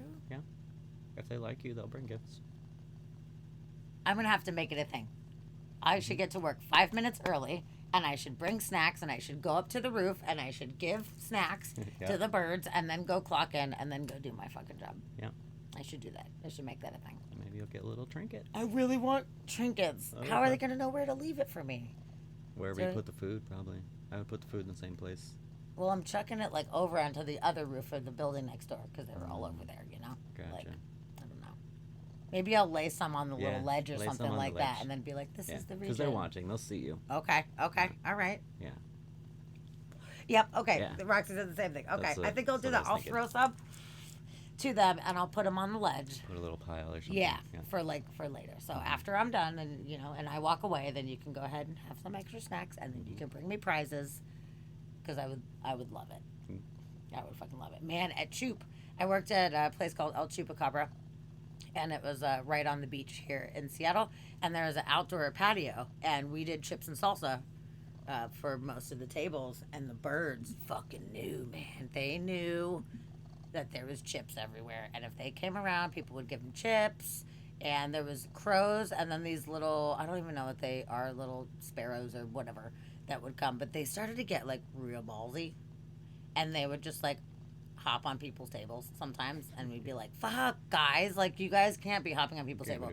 So we started shooing them, so they knew that they had to wait until there was no people at the table. So if there was a table that needed to be bussed outside, like we had to really be on top of bussing the tables fast, because the birds would be like, sweet, the people are gone, and they would swoop right down, and they're taking the little chips. But some of the birds are like those little birds, and they're trying to like grab these like big chips and fly with them, which didn't work out good. So I would like take little pieces and like chuck little chunks for them to be like, here you go, guys. Tavia said she ended up getting gifts from those crows, because whenever the patio, like whenever they closed down, when she swept and cleaned off the tables, she would put the chips right outside the patio gate and put it on the sidewalk right there. And the crows got to know her and knew that she would do that, so they would hang on. And she said that they started bringing her little shiny things, like little bottle caps or like tinfoil things, and little shiny things, and leaving it. So and cute. She would just sweep the chips and stuff out there on the sidewalk, and they started bringing her presents I love there. that. So yeah, I think if you put whatever little snacks in the same place every time, like they'll recognize you real fast. Like my dad had the one that started following him, and then he ended up having a whole crew following him on his he worked out in the oil field, and on his runs he would just drive around out in the middle of nowhere, but he fed one crow and it recognized his truck and it started following him around. So every day he would just save a little bit of whatever snack he had, and he would like toss it out, and the crow would stop and eat it. Well, there ended up being a bunch of crows that would just follow behind his truck. They knew his truck, and they would just fly behind him, and he could just watch them in the rearview mirror, and he would throw little bites out for them. And he said that the newbies, they would see the food, and they would stop and go eat the food immediately. But that the one original one knew that he was going to throw out food in multiple spots, so it would follow him for the entire route that he would drive. And then when he got done and he got back to the highway and left, that bird would go back and make the rounds and hit all the spots that he threw food out, so he could pick up all the stuff that no one else got. That's really smart. So he was making mental notes of where the food watching was. where Wow, the food was and keeping track of it, really and where the other birds, impressive. like after the other birds were already eating things, he would take note of all the spots afterwards and be like, all right. So yeah. It's so fun. Smart little birds. I love that the birds are so smart. Yeah. Yesterday, did you hear the crazy crow fucking shenanigans going on outside? Yesterday there was some pissed off crows. There had to be an eagle. Had to be. We have eagles in the region, and I haven't seen any around for a while because the crows started throwing a fucking fit and a half and would chase the eagles out.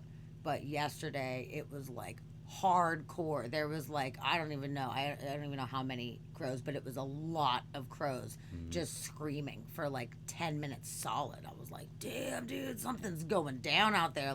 They are fucking chasing something off because there's no reason for them to just start Yeah, they yelling generally like that don't do forever. that. Yeah.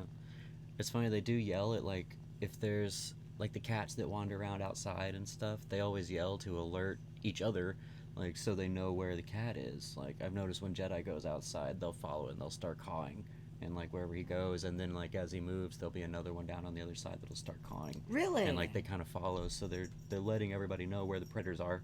Very And, cool. yeah. Interesting. And the ones out here, I fed them brown sugar Pop-Tarts. They love that. Awesome. That was good. But yeah. Oh, that's They're fun. nice. I Yeah, like the crows. it's super, super cool. I think they're really I want a crow feather. I can't find a crow feather. I found a tiny one since we've been here, but there's so many of them. I'm like, why am I not finding these feathers? I found some smaller ones, but I want a good Well, black Tavia feather. is going to taxidermy that gigantic crow, so maybe she'll give you a feather. Yeah, but I want to find one. It's more of the That's fair. significance of finding one. That makes sense. I think, but That makes sense. yeah, they were yelling. The whole crow and eagle drama is hardcore. It's fucking serious, man. They get intense. And then we have the Stellar Jays, and they're kind of like blue jays, but they're awesome. They're black with this bright blue, and they have these little mohawks, and they have a really abrasive bird yell. They're not really pretty. loud. No, it's really horrible. And when the eagles come around, you have the crows fucking going crazy, and then you have the Stellar Jays just screaming, and you're like, God, bird drama. There is bird drama right now, and I never really paid attention really to bird stuff, but since we live in an area that has a lot of wooded stuff around here, there's some legit bird things. Yeah. And I'd never even seen eagles until we lived out here. I'd never seen an eagle in my life. So it was really special to have eagles. And I was like, wow, there's eagles in nature. And then we're like, oh, there's eagles at our house. Uh-oh. Because when one of my cats goes outside, it makes me a little nervous, he could just get snatched up. That's why it's good to keep our crows around. Absolutely, yeah. I'm really grateful for the crows because they're like, fuck off, get out of here. And they're like, oh, shit. Yeah. So, it's kind of cool. Yes, season will come for crow feathers. I don't want to be When the patient. summer starts to come. Okay. I have found some Stellar Jay feathers, though. They're always pretty. They're so The blue ones pretty. are They're pretty. blue. They're really, really pretty. I keep them. I stick them on my altar. They're really beautiful birds. They really, And then really my are. favorite is the egret feather that I found. It's giant. I found a huge, it's probably 2 feet. Where'd 2 you find feet it? long. It was one of our... Where were we whenever you were taking the pictures with the bubbles? We were blowing the bubbles and taking the photos of them? Oh, yeah. Wherever that was. I don't even know. Next to some Somewhere water. far away. Some river, body Oh, water or cool. whatever. Oh, But there that's was awesome. a giant, egret feather right whenever we got out. And I was like, oh, cool. But it was awesome. That's so cool. That's what I was cleansing the house with the other day. Oh, that's so rad. It's good. It's a good fan. Yeah, we like good feathers. We like feathers. If you guys find good feathers, think of us. Yeah. Okay, on to the next random news. Weird news. All right. This is mysterious. It's very inspired by mystery. There is a mystery. Very mysterious. And the mystery is, how did hundreds of rolls of toilet paper get strewn about the highway? We don't know. We don't fucking know. Oh, apparently. Was there a riot? It's so weird because right now, as we know, toilet paper is in high demand these days. Yeah. And People are wiping their ass more than ever. somehow there was hundreds of rolls of toilet paper just all over the fucking road. Oh, man. And they're like, what the fuck happened? Like, it doesn't appear that there was a wreck or that any kind of truck, like, lost their cargo. Nobody fucking knows. They're like, that's so wasteful. It's terrible. I'm surprised people didn't get out of their cars and start picking up toilet Yeah, paper. I thought for sure that'd be a riot. People collecting all the see toilet what we paper. got here. It's probably a prepper. It blew out of the back of their truck. Karen is pissed off right now because she lost all her fucking TVs. What the fuck? All the toilet paper. And no one's stopping. No one cares. Everyone's going slow. They're like, what? Because everybody's thinking, like, should I grab some of this? Yeah. Shit's like gold just hanging out on the highway right now. How weird. Roxy. Yeah, I don't know. Everyone's all going slow, like, what? Yeah, it's really strange. It was about 100 yards, and it's down in California. Wow. And no one knows how I got there? No. Weird. No. Witnesses took to social media to question where the toilet paper came from. And how they became to be on the roadway were unclear. It's a crappy story. Weird. Oh, Roxy, you beat me to it. We're banishing everyone today. Everyone's banished. Well, that leads into my last story that I have. Oh, fucking perfect. There's a mystery. Speaking of mysteries. Yep. This one's a good mystery. It comes with there's a cash reward offered for this one. Really? Yep. They're on the hunt for a missing 91-ton recycling plant. The entire recycling plant has gone missing. So what? A building? A whole plant, not even just a building. It's a €4 million chemical recycling plant that has vanished from its storage area, and they're offering 10,000 euros. Euros, right? That's euros? That's euros. That's pounds. Oh, pounds. Okay. Oh, even better. 10,000 pound reward for information leading to its recovery. So it disappeared. It was first reported in July that it disappeared, but there's been no new leads. And they have no idea where it could have gone. So I guess it was supposed to be put up in 2019 or something like that. That's what they were saying. So it wasn't quite assembled yet, but all the stuff was all ready to go. They had the lot for it, and the lot was being used for storage at the moment. But they put the plant itself in storage, and all the pieces and all the stuff in storage, and it's gone. All the stuff for it's gone. And then the place where the land that they were using to store things is no longer being used for storage. It's being used for something else. So there's not even whatever was left there is not even there. That's what it didn't explain much about the land that it was on, but it said that even the land where it was supposed to go is not what it should be at the moment. But yeah, all the building materials, all of it, the whole chemical recycling plant is gone. And there's been no leads. No one knows anything. But they were saying people stole it for the metal, to actually, ironically, to recycle the metal and get paid, per pound or whatever for the metal. Yeah, maybe. Why else would you? Maybe it was crackheads or something. But they're saying that it would take approximately 11 truck trailers to move everything out. It's a plant. It's a whole chemical recycling plant, and 11 trailers, and no one has any idea where it went. And they said they're hoping that somebody might recall a fleet of trucks leaving the site in the last 18 months or so. No. And they're just trying to get any information on it because this whole recycle plant's gone missing. That's crazy. Yeah, how do you lose a recycling plant? How do you steal a recycling plant? Why do you steal a recycling plant? Oh, they're going to sell it to the Russians. You could sell it at, like, oh, man. I mean, I don't know. Like, on Craigslist, they're like, let's check Craigslist, see if someone's selling a recycling plant. Yeah. That's insane. Mm-hmm. Huh. They said it's expensive, cutting-edge technology, and the plastics crisis makes it quite topical, and it's an industry that's growing, and it's very useful in the present climate, and they just have no idea what happened to the equipment. What? But speaking of mysteries, like, wow, that's a mystery. And it's been missing for over a year, 18 months at this point. Like, weird. Huh. Oh, That's Roxy, really thanks for weird. gifting Natara a sub. Oh, That's awesome. Rox, you are the best. And now Natara is officially in the family. Oh, and Natara gets all the emotes. Cool. Yeah, Natara. Woohoo. Sweet. Thanks, Roxy. Appreciate you. Yeah. Huh. That's very, very, very strange.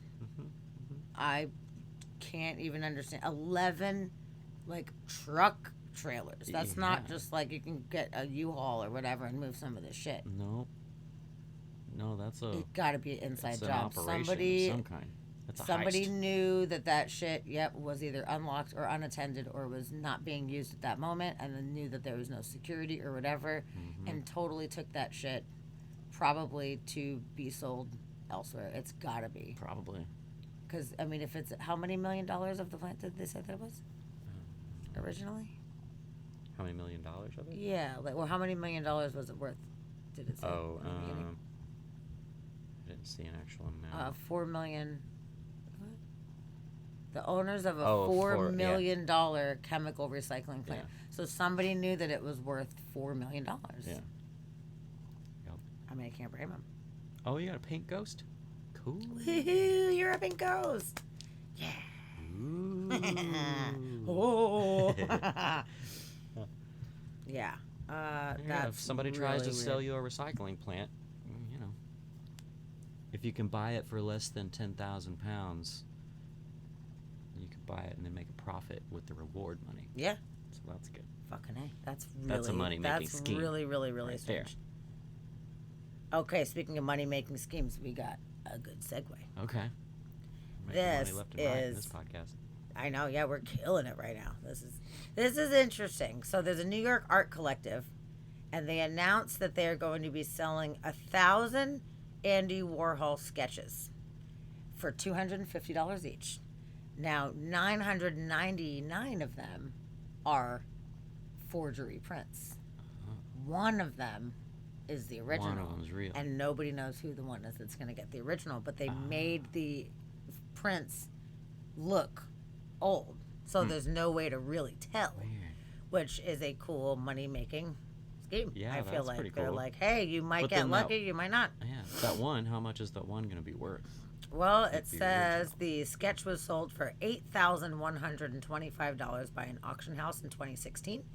And the artwork's current value is estimated at about $20,000. Whoa, okay. So for $250, you can take a chance. Yeah. And the worst case scenario, you have a cool Andy Warhol print You get a print. that is $250. That's a reasonable amount of money to take a gamble. Yeah. For that, I feel like I want to buy one. I don't know if I can, but I want to. That's pretty awesome. Those, and yeah, 250. They only made 1,000 of them, so even those prints might end up being worth something after this event. Yeah, Like I people might think just so. want those. It's you know? called the Museum of Forgeries Project. Oh. So let's watch this video and see what Okay. they've got to say on this, because maybe it'll be insightful. Maybe. Well, Andy Warhol once said art is anything you can get away with. Well, for just $250, you can own work from the Pittsburgh native, and you probably wouldn't even know it. The art collective Mischief is selling the authentic 1954 Warhol pen drawing titled Fairies after buying it for 20 grand. They're selling it along with 999 high-quality forgeries that are so good the sellers can't even tell them apart. They use digital technology and a robotic arm to recreate the artist's exact strokes. before using heat, light, and humidity to artificially age the paper. Wow. If all the pieces sell, the group would have made over 12 times what it originally paid for the drawing. We have more information on the sale on our website, kdka.com.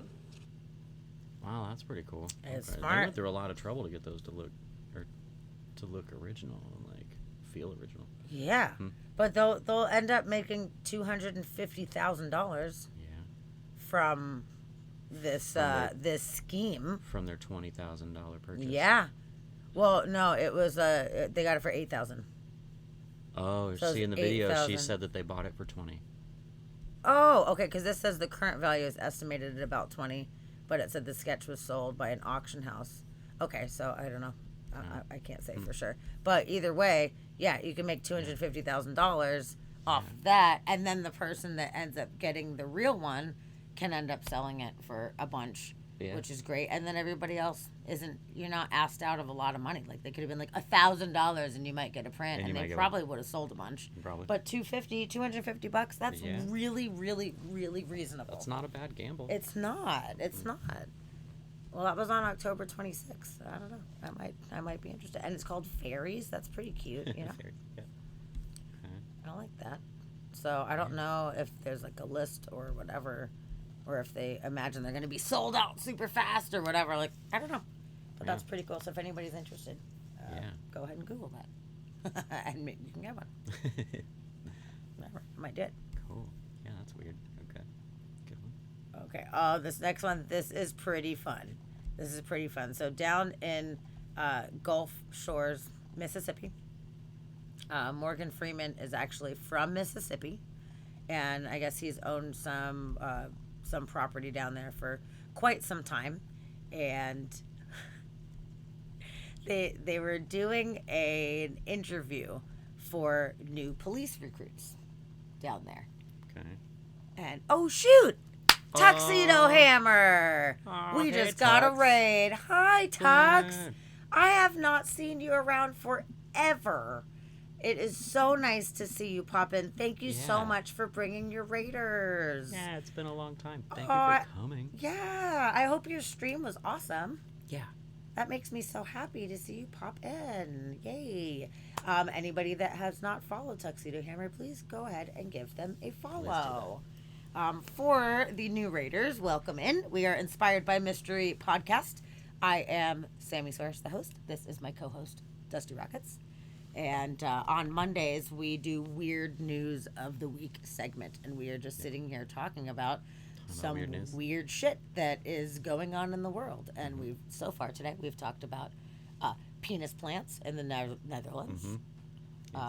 We've talked about a bunch of random shit. We're having a good time. Bears crashing weddings. Yep. You know, like bears walking up into weddings for cake. Yep. We talked about some Guinness World Records with a dude that sat in ice for 3 hours and broke a world record. It was pretty crazy. It's crazy. So, Steve Scott, good night to you. good night, Thank Steve. you for coming and hanging out. Thank Appreciate you it. so much.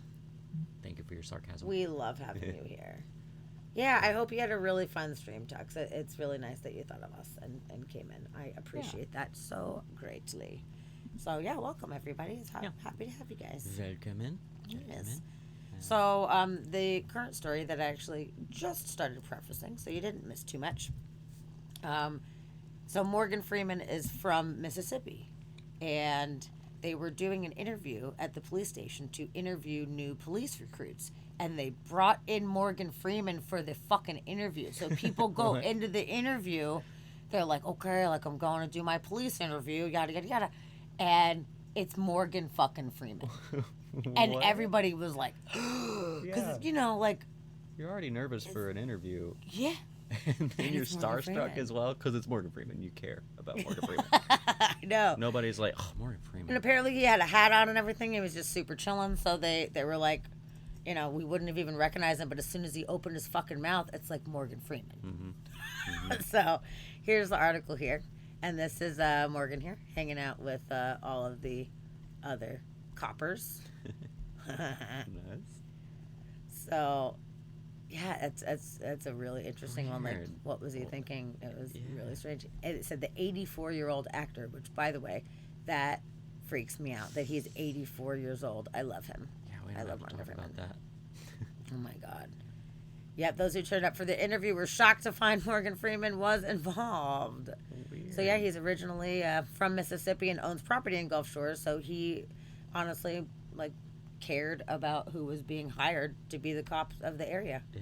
He says he knows people who worked for the police force. So he got invited and it was last minute and he went for it. So that's pretty interesting. Some of the recruits may not have recognized him, but they would have realized him when he spoke, for sure. They said he had a hat on and he was sitting in the back, and then when he introduced himself, it was almost like a candid camera scene. Oh, I bet. Everybody was like, what? What the fuck? Why Morgan is Morgan Freeman here? Yeah, you'd be like, oh, this isn't a real job interview. Yeah, okay. It's fucking crazy. I'm being punked right now. This is ridiculous. Yeah. That's some weird fucking Weird. news. That's That's weird news. That's fun. I That's do kinda not cool. understand. I guess he was just bored. And he was like, why not? Like, hey, do you want to, help do our interviews? He's like, sure. I'm Morgan Freeman. Let's fucking do it. Yeah, sure. He probably knew it would be fun for everybody, too.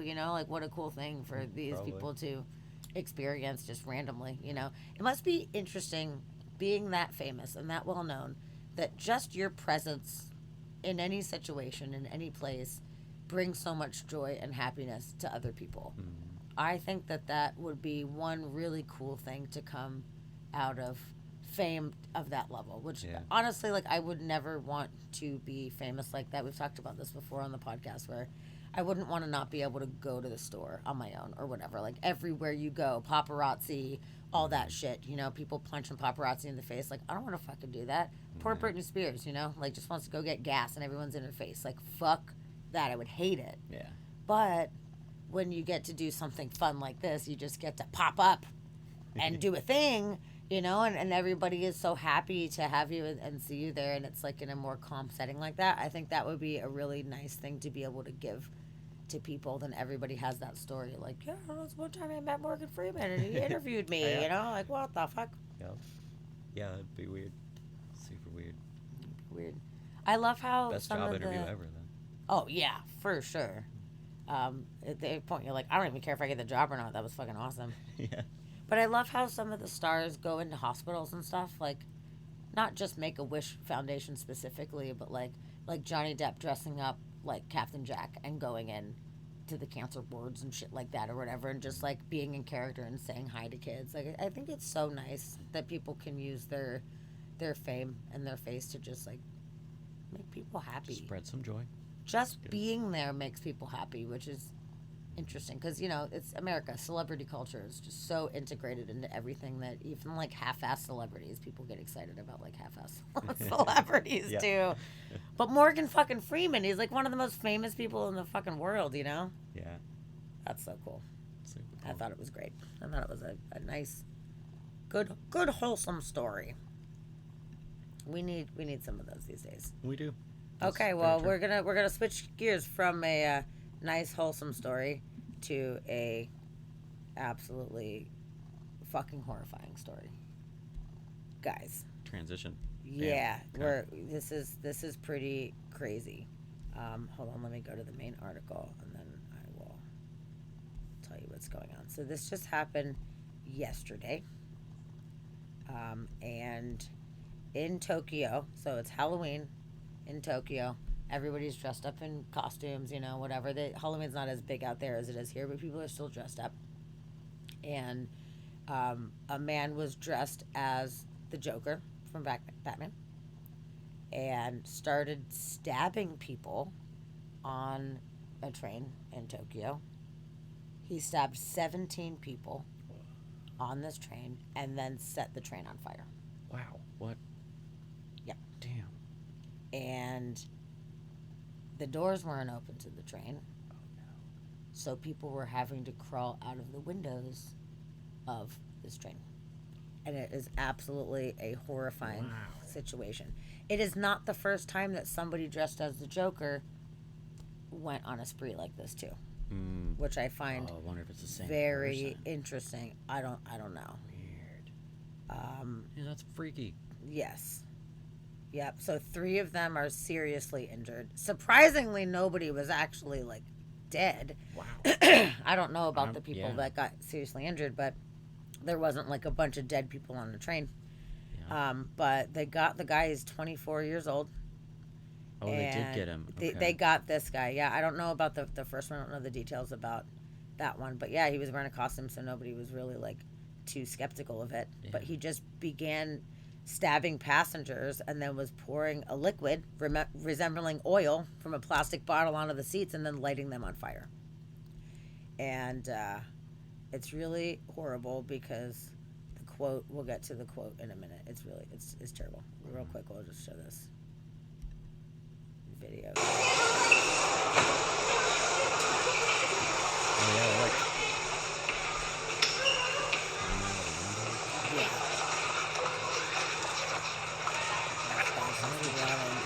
Why the door's not open? I don't know. Seems like in an emergency somebody would be able to open them remotely or something like Yeah. that. I don't know, but I mean, stuff like this doesn't tend to happen very often in Japan. They don't have a lot of violent crime, generally speaking, compared to us out here, where shit like this happens, sadly, all the fucking time. So that's absolutely fucking horrifying. Yeah. Let's see. I gotta find the quote. It's terrible. Oh. The suspect told police that he wanted to kill and get a death penalty, and that he used an earlier train stabbing case as an example. That wasn't the quote. Here it is. He wanted to attack women who looked happy. Wow. Dude. As if it's not terrible enough to just stab people. What, like, specifically women who looked happy. Why stab the happy ones? I don't know. Come on. Wow, that's messed up. That's pretty crazy. Oh, and yeah, the previous... This is the previous one. He dressed as a Joker, shot and killed 12 people. Wow. Yeah. And he was inspired by that guy. Yeah. Ooh. Yeah, but he said he wants the death penalty. He wanted it, yeah. Which is strange. Just fucking kill yourself. Like, not to be an asshole, but like... Yeah, there's... Why don't you just go and kill other yourself ways to do it. if you don't want to do it anymore? Like, to take people out with you, like, that is so messed up, dude. It's so horrible and messed up. And, you know, normally we don't talk about, like, really like, horrendous things on the show. We try to keep it a little bit light and fun and silly. But in this circumstance, like, I felt like that needed to be shared. I don't know. That's news that's happening right freaking now. And it's a very rare thing for something like that to happen in Japan. And I just thought that was craziness. But I think there was just recently, like, last week, the week before, there was a stabbing spree around, I think it was Tokyo where it was happening, and there was like 2 people in a subway that started stabbing random people, and then like a day or two, like within a day or two around it, there was a couple in their home that got stabbed to death, like by people just like broke in and stabbed them, and there was like stabbings going on. So it's like that seemed to be a thing at the moment, like a trend. That's not good. No. That's not good at all. Not good at all. Hi, Walt. I just wanted to say hi. Yes. Real quick. Thank you Hi, for Walt. popping in just to say hi. Yeah. Even though you can't hang out, Even you're at so 1:30 in sweet the for morning. coming in to say hi to us.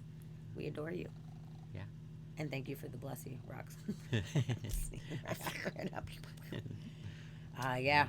Yeah, that's strange that there's more of that happening. Yeah. I don't know what on earth that is all about.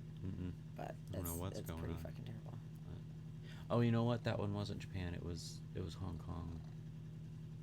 That was in Hong Kong. Okay. Yeah. Didn't Japan have that death cult that tried to poison people in the subway? Oh, yeah.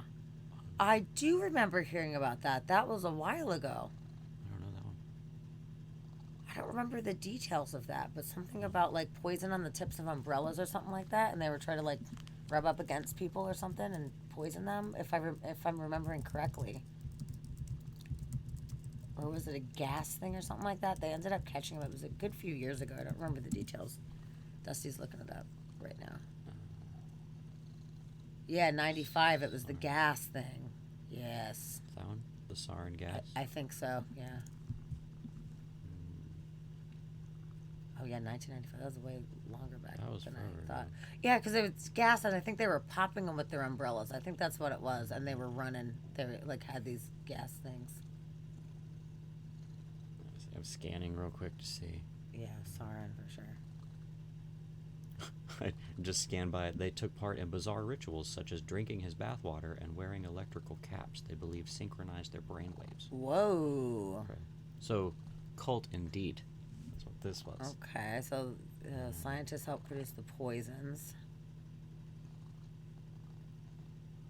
Okay. Yeah, they hung a lot of the cult members. Dang. Yeah, I can't remember too many of the details, but Some of them are still on death row. Is it talking about the poisoning? It's interesting. I mean, shit happens everywhere. There's always going to be people making bad choices anywhere, but like in this country, it seems like there's a lot more of these kind of things happening where we're just kind of desensitized to it a little bit more at this point. Death cults. Roxy, band name. Ooh. Death cults. Good one. Or the death cult. The death whatever. One or the other. Slash. It's good. It's super good. But yeah, it's messed up. It's messed up that people do that. And that's just crazy that somebody went around and stabbed 17 people and then setting everything on fire. Holy shit, man. Yeah. Holy shit. That is super hardcore. Not my favorite. Not my favorite. So we're gonna like pop it up to something a little bit happier after that one. Bring it back up. It's kind of funny and cute. Okay. So they have a Bird of the Year contest in New Zealand, and I love it because the Bird of the Year, it was a bat, and they're like, "What? That doesn't work," and they're having a battle about it. Battle. They're having a battle. They're just chock full of jokes right now. I think he's very cute, and I think he deserves it. His name is, we're going to try it. Pekapika Turoa. Oh, that was good. Thank you. Also known as the long-tailed bat, has become Bird of the Year. How can you be Bird of the Year if you're a bat? Don't know. A winged creature of the year would make maybe a little bit more sense. Is one of only a few land mammals native to New Zealand. And it's best for his known small size. Catch him, Daddy. Yeah. Daddy, catch him. Daddy had to be in on this. Oh!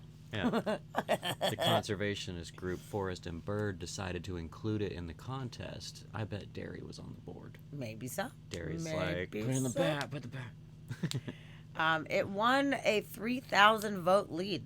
Wow. So... Everybody's like, it's a bat. Yeah, I'll vote a bat. But it's tiny because the bat is close to the size of a human thumb and the wingspan of a human hand. And that is pretty cute. And it was given its debut to raise awareness of the threats that they face. That's like that big. Yeah, that's reasonable. that was good. I like that. There you go. Despite being our only endemic land mammal, most people don't even know why they exist, which makes their win even more outstanding. That's interesting that they don't have land mammals out there. Yeah. What the fuck? I didn't realize that. I'm going to have to look into that. I'm going to have to do more research on that because that is really confusing. That New Zealand, in general, like all of New Zealand, they have very few is it like mammals that live on the land? Situation? I mean, I don't believe so. Because Iceland's only existed for a couple million years because of the volcanic hotspot. But this, I don't think that it's a volcanic new place. That doesn't make sense. So I'm not sure. We're gonna find out about that. So yeah, so I guess he's been in serious trouble because of habitat loss and predators and all that stuff.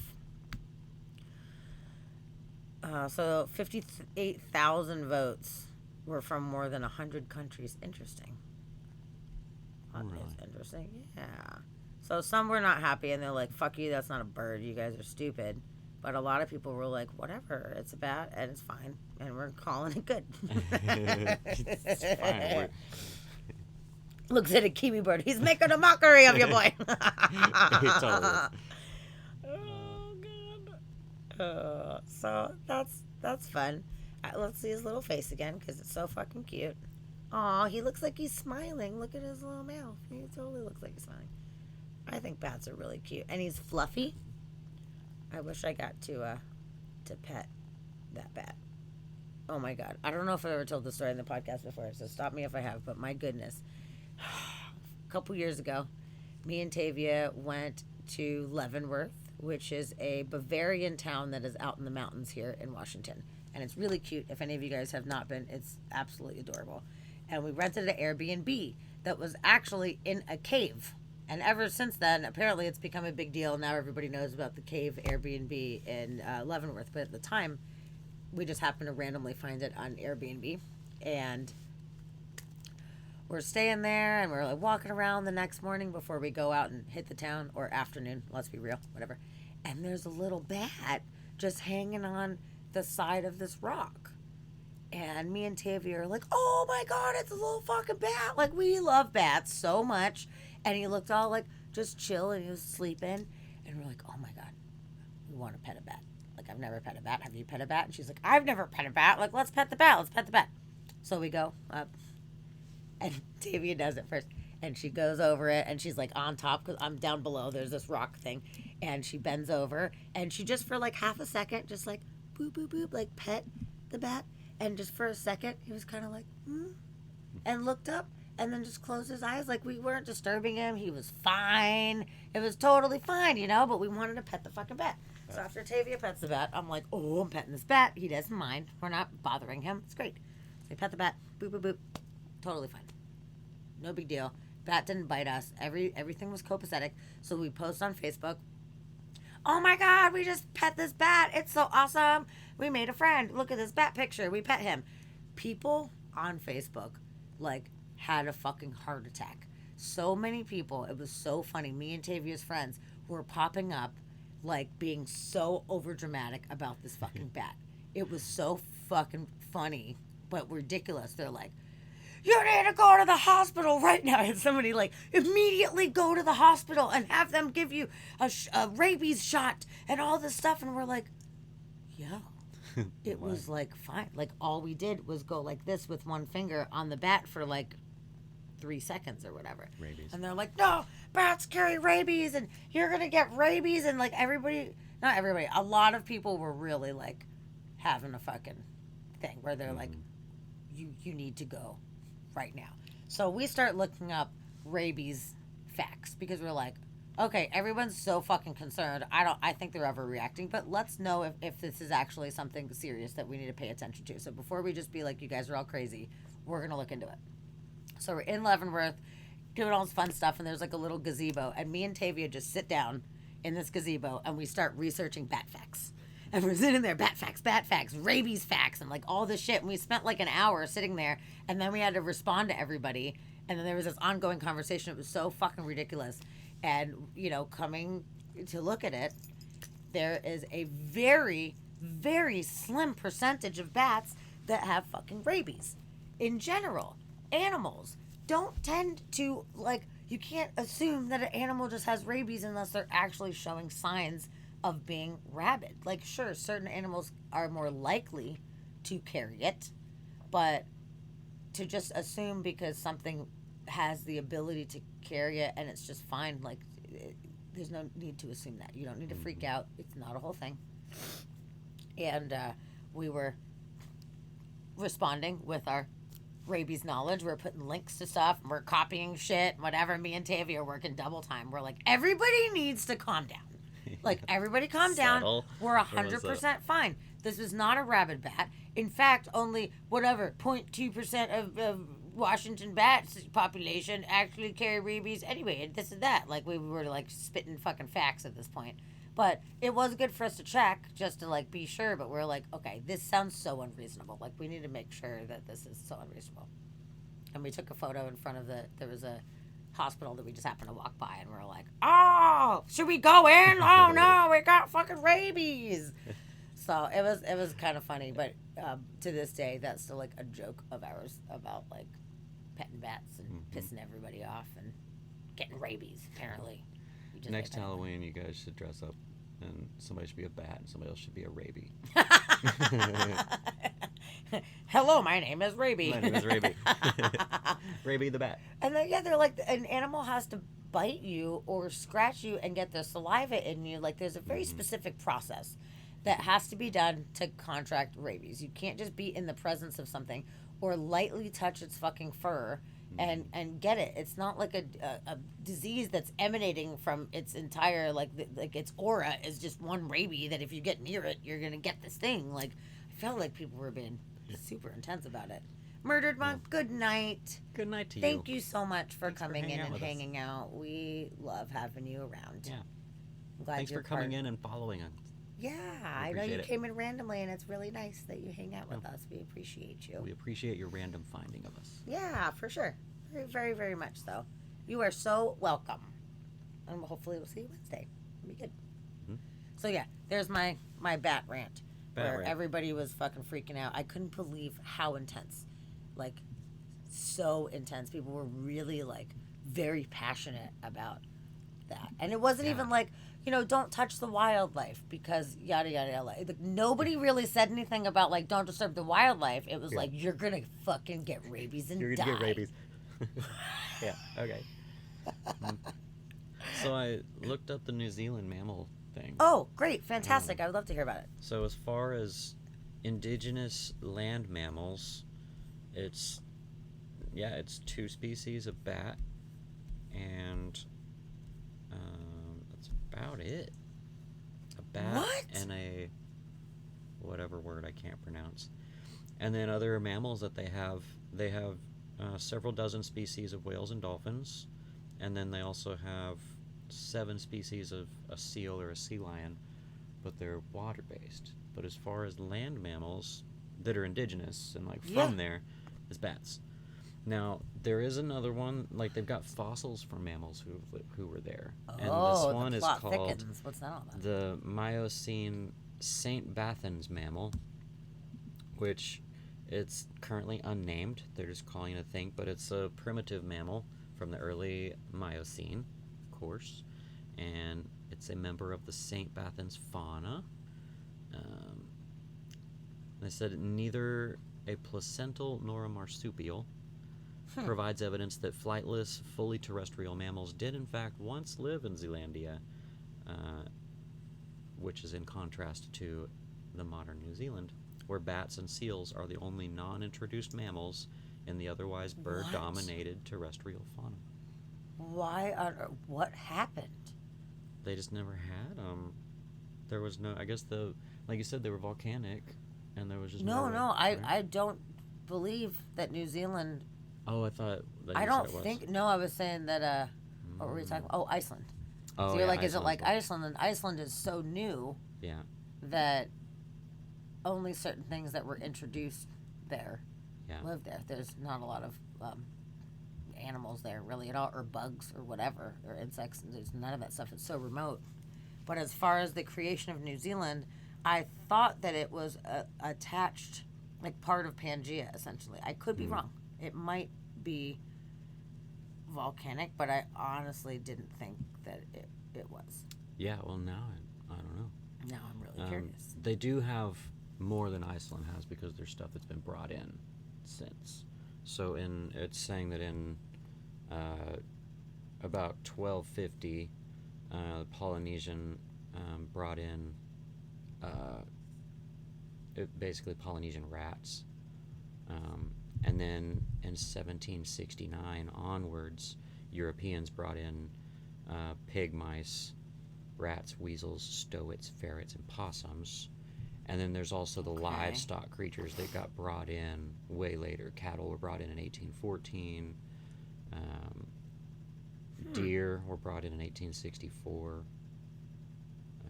So, yeah, the hare came in 1851.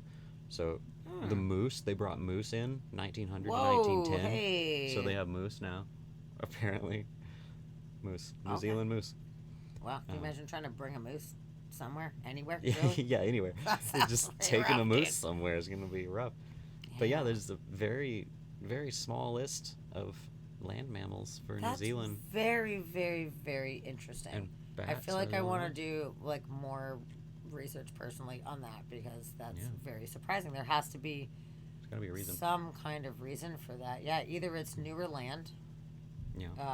as far as volcanic or whatever, which I don't know, but I will look into that. Or there was some kind of like catastrophe that wiped everything out, because they said that there was some kind of mammal there previously in the past. Yeah. So but something was there. during the Miocene, which was from about 23 to 5 million years ago. Whoa. Was the Miocene. Okay, that's way and back. that was the last known terrestrial mammal species to have existed, as far as the Shit. fossil records show. So from then till present, there's nothing except for the bats. No Are the only way. mammals, yeah. Just bats. That's Just- really And only two types. Only two types of bat. strange. Wow. Cool. Well, I just learned something new. That's really neat. Yeah. Who knew that was going to come? That's right. See if But it's- so they're like bird of the year, like sure, whatever. Bat is they're special out there, so that's cool. Yeah. They gave him some kind of title. Bats are special. Wow. Yeah. I wonder if they have like a crazy bird population, if they have like a diversity of birds or anything, like, or do they just have real minimal. It did say stuff? something about all their birds, like they're very bird overrun, I guess, with bird species. Okay. So they've got a lot of birds. A lot of birds. That's good. Where was it talking about that? Let's see. I really do want to go to New Zealand sometime. I really That do sounds super too. fun. One day, I'll make it out there. But wow, that's cool. Learning is good. Knowledge is power. Yes. I like that. Okay, you guys ready for this fucking weird ass thing here? Yes. This one's weird. So, a young lady in Georgia. Oh, hold on. Let me pause this. A young lady in Georgia, when she was a kid, shoved a bead in her nose, as kids do, at about 3 years old. Yeah. You know, shit happens. Like you do. Was it 3? Yeah, she was pretty young, and she was embarrassed to talk to her parents about it. She thought she was going to get in trouble, so she just didn't talk about it. Didn't tell her parents. Her mom was a nurse, but she just didn't mention it, and forgot about it.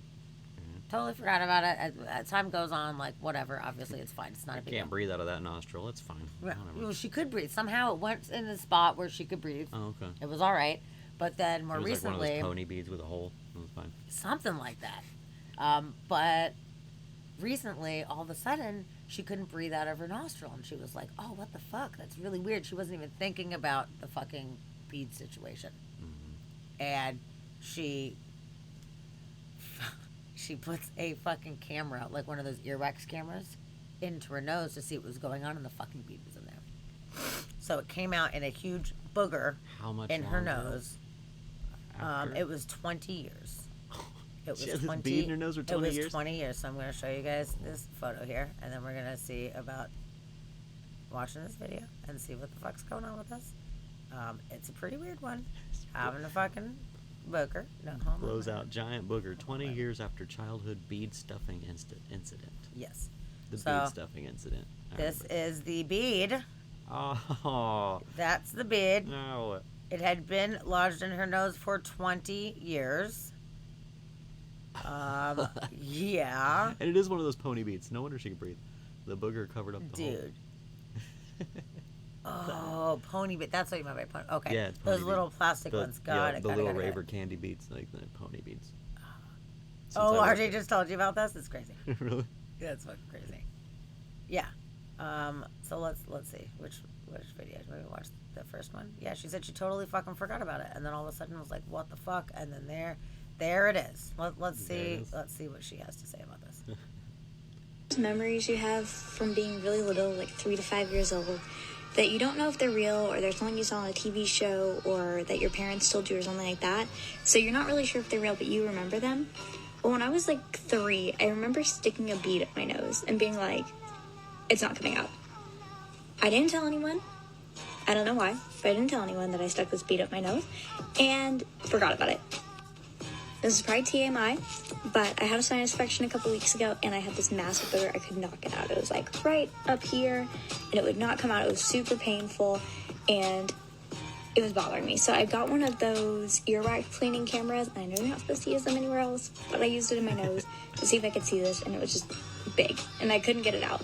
Finally, it dislodged, and I guess it went to the back of my nose or something, but it was gone the next day, and I was like, great, gone. Well, it just came back, and it was really painful, and I was trying to get it out. I was blowing my nose really aggressively, really hard. I couldn't get it out. I got the little camera out again, and I looked, and there was a little bit of blue on it. And that brought back that memory of that bead from when I was like 3 years old. Well, I finally got it out. It was very painful. But a blue bead that has been in my nose for 20 years just came out of my nose. 20 years I've been living with a bead inside my nose, and I had no idea.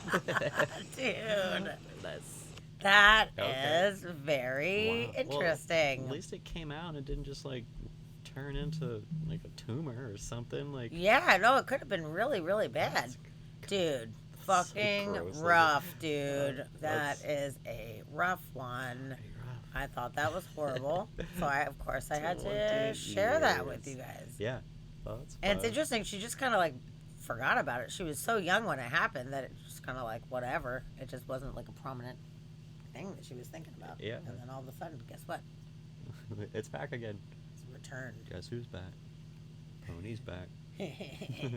But that's funny because there was an article I passed by that I didn't put it in my list, but I almost talked about it, where there's a new TikTok craze. If you guys are TikTokers, you may already know about it. But I forgot what they were calling it, but they're essentially putting garlic in their nose to open up their sinuses and to relieve swelling. And they're saying that it's like this remedy, it's good. I saw one picture, there was like a thumbnail, and this chick that just had like garlic cloves in her nostrils. What? But the article was talking about how some are starting to say that it might be dangerous to do that. And I'm like, well, yeah. This is so crazy. Like this whole the internet culture of people just coming up with these challenges and these weird things, and then everybody all of a sudden decides to jump on the fucking bandwagon with these things. Mm-hmm. It is crazy. Like, okay, the Tide Pod situation. That's my favorite one. I love that. It's shit like that that makes me be like, we are so fucking doomed, and it's okay. It's okay that we're doomed because this is getting so ridiculous that people are doing this shit. I mean, that's just quelling the herd at that point. Like, yeah. You're right. Maybe we need more ridiculous challenges just to kind of like filter that shit out. Yep. But the thing is, it's dumb not enough to do it, go for it. But a lot of people, I don't even feel like it's their fault as much because maybe they're not as educated, and there's just this whole like herd mentality that's just like put out there in society now that this is just like what you do, and if you're going to stay hip and relevant, then you're going to be doing these things. Not everybody is born with as much I don't know, intelligence to know that it's a bad idea. If peer pressure works that well on you, you probably shouldn't continue on. Like, that's how we end up with terrible politicians like we have, like where they're just doing everything to appease the masses, basically, just to move up. Like, if peer pressure is that big of a thing, I don't know. I'm like, I could not agree. Yeah, with Roxy, you more. natural selection. That's what that is. Like, if you're dumb enough to eat a Tide Pod, yeah, more power to you. Like, whatever. Like, if you think that's what needs to happen, and like even just the stupid shit, the cinnamon challenge where you take a spoonful. Of sugar. No, stop that. People What's wrong are with dying from that shit. And then the soy sauce. Oh yeah. Dude, I'm glad that didn't become a big thing because people were dying really fast, and then they weren't doing. That's good. Yeah, that's a bad one. Dude. Yeah. And the milk crate challenge that was just like last month or whatever, or 2 months ago. Oh yeah, the running across the milk crates. Dude. Yeah, it's so dumb. It's weird how stuff like simplest things like that turn viral and then get ramped up into danger real fast. Yeah. Like. Yeah. Rough. Why would people opt to do something that's probably going to hurt them or stress their body in some kind of way, just so you can post it up so your friends can see you doing the thing that everybody's doing, that it's cool? Like, yeah. I don't know. I've never been that kind of person. I've never been like a peer pressure or herd mentality type of person. Like, I feel like I'm pretty logical. I'd be like, that's a terrible idea. I do not want to walk on those milk crates. Obviously, I'm going to fall and hurt myself. But the whole fun part of it is it's not even like the challenge of walking across it. It's videoing people falling. and then posting those up. Totally. That's like the whole point of it, really. Definitely. But like, dude, people be breaking their necks, cracking ribs, fucking hurting themselves. Like, what the fuck? Why would you want to do that? I don't understand. I don't know. I don't understand. That's why those fail videos are so popular. People love it. But yeah, natural selection and fuck them. Like, I do totally agree with that. And, you know, just saying, same thing with the vaccines. If you choose not to get the vaccine, you're rolling the dice. And if you don't make it through, then you don't make it through. And I feel like that's their own fault. Unless there's, like, sometimes there's different circumstances. You know, people have physical stuff and they're concerned. I understand that. But just generally speaking, it's up to you. And if you don't choose to take the route of science, then if it takes you out, then one less science denier that we have to worry about. That's true. Yeah. So, just saying. If you're willing to gamble, cool. Yeah, I'm not willing to gamble. I don't, you know, not like an adrenaline junkie person. Like, I don't need to be doing some of these challenges just to be fucking cool. I don't know. It's sad that this is the way that the world is working, where you have to look a certain way and you have to dress a certain way and you have to put 18 pounds of makeup on your fucking face to like do it properly, and then you have to do these dumb challenges. Like, I feel like we're straying so far away from like who it is that we really are, and people really looking into who they are and what they care about in this world and what they're passionate about. And with the internet as a resource, there's so much information available to us where we can learn anything. There's so many wonderful things that we can do.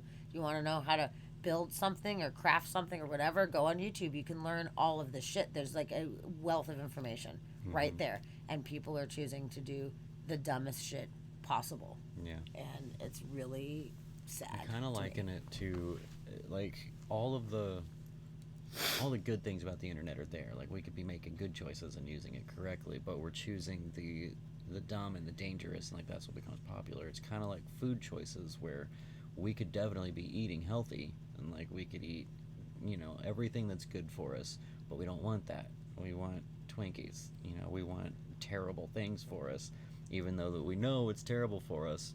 But that's what we're drawn to. And I feel like it's the same thing with the internet. Like, yeah, I could sit down and look up something that's going to educate me, or I could look up some video that's going to make me laugh. You know, like, it sucks, but that's the way the human mind works. You know, it's just it's another drug, you know. Everybody's different, and, you know, everybody has a place in this world somehow, some way. And I hope that these people find some kind of, like, genuine value in things, rather than just needing to put on this specific facade to feel like they are accepted into some kind of community.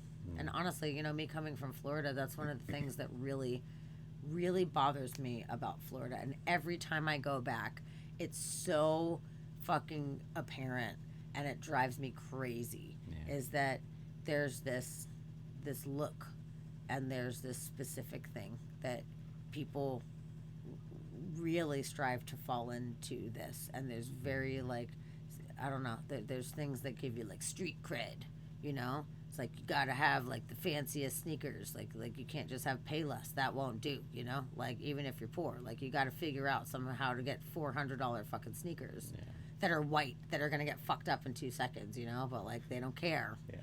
And, you know, I don't know, specific brand names of things. And your car, you have to have these rims. You can't just have, like, stock hubcaps. Like, oh, no. People are going to think I'm a fucking loser if I don't have these fucking fancy rims on my car and shit like that. And people put so much importance on that, that whenever I go out to Florida and I'm like, God, you guys are all just, like, cookie cutter of the same type of thing.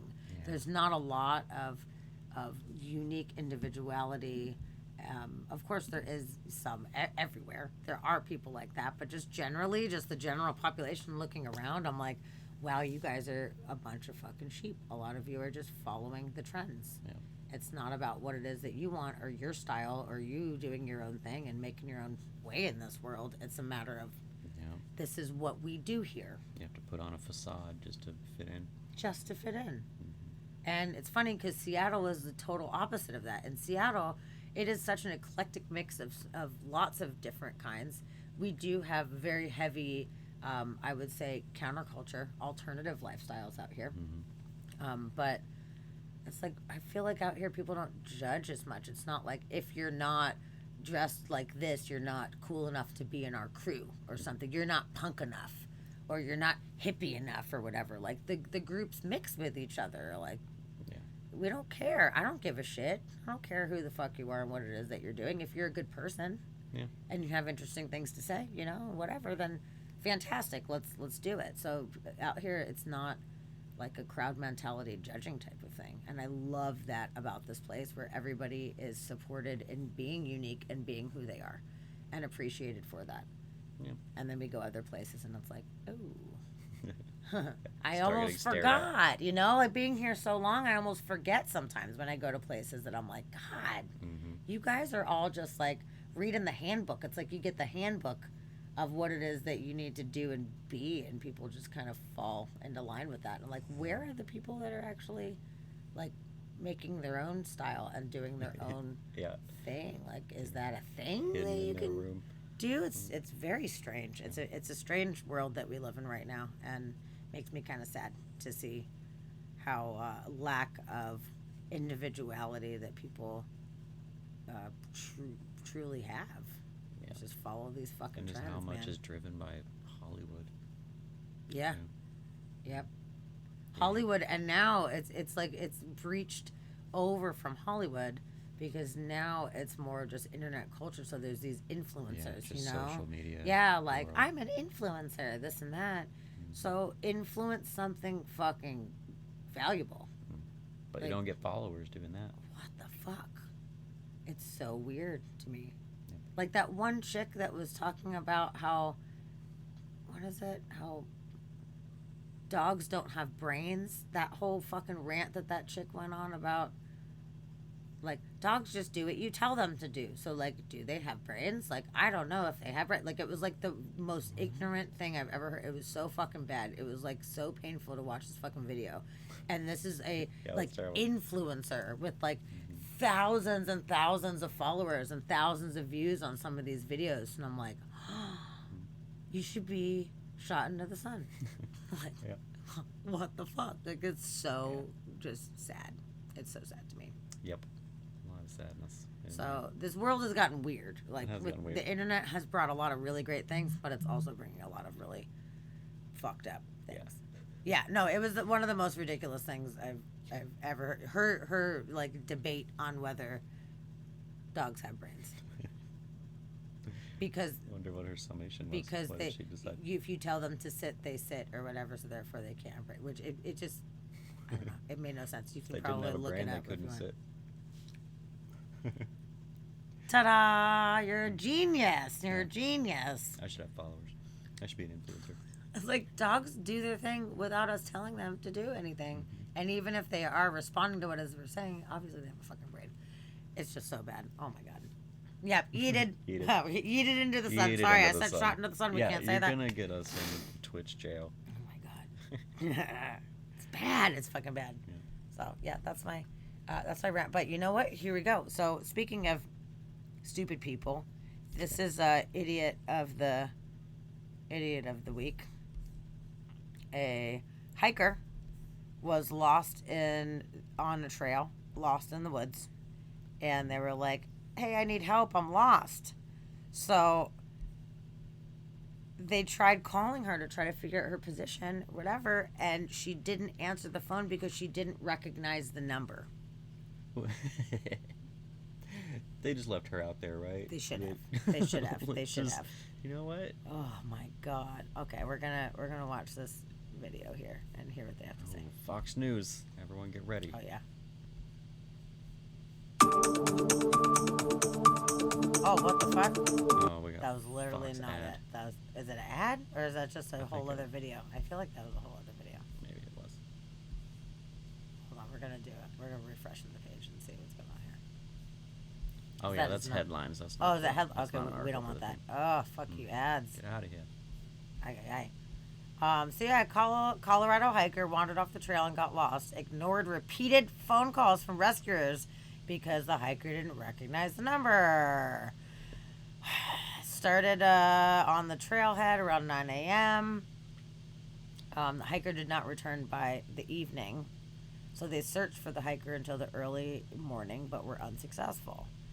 The hiker finally showed up at their place of lodging around 9:30 a.m. and the search was called off.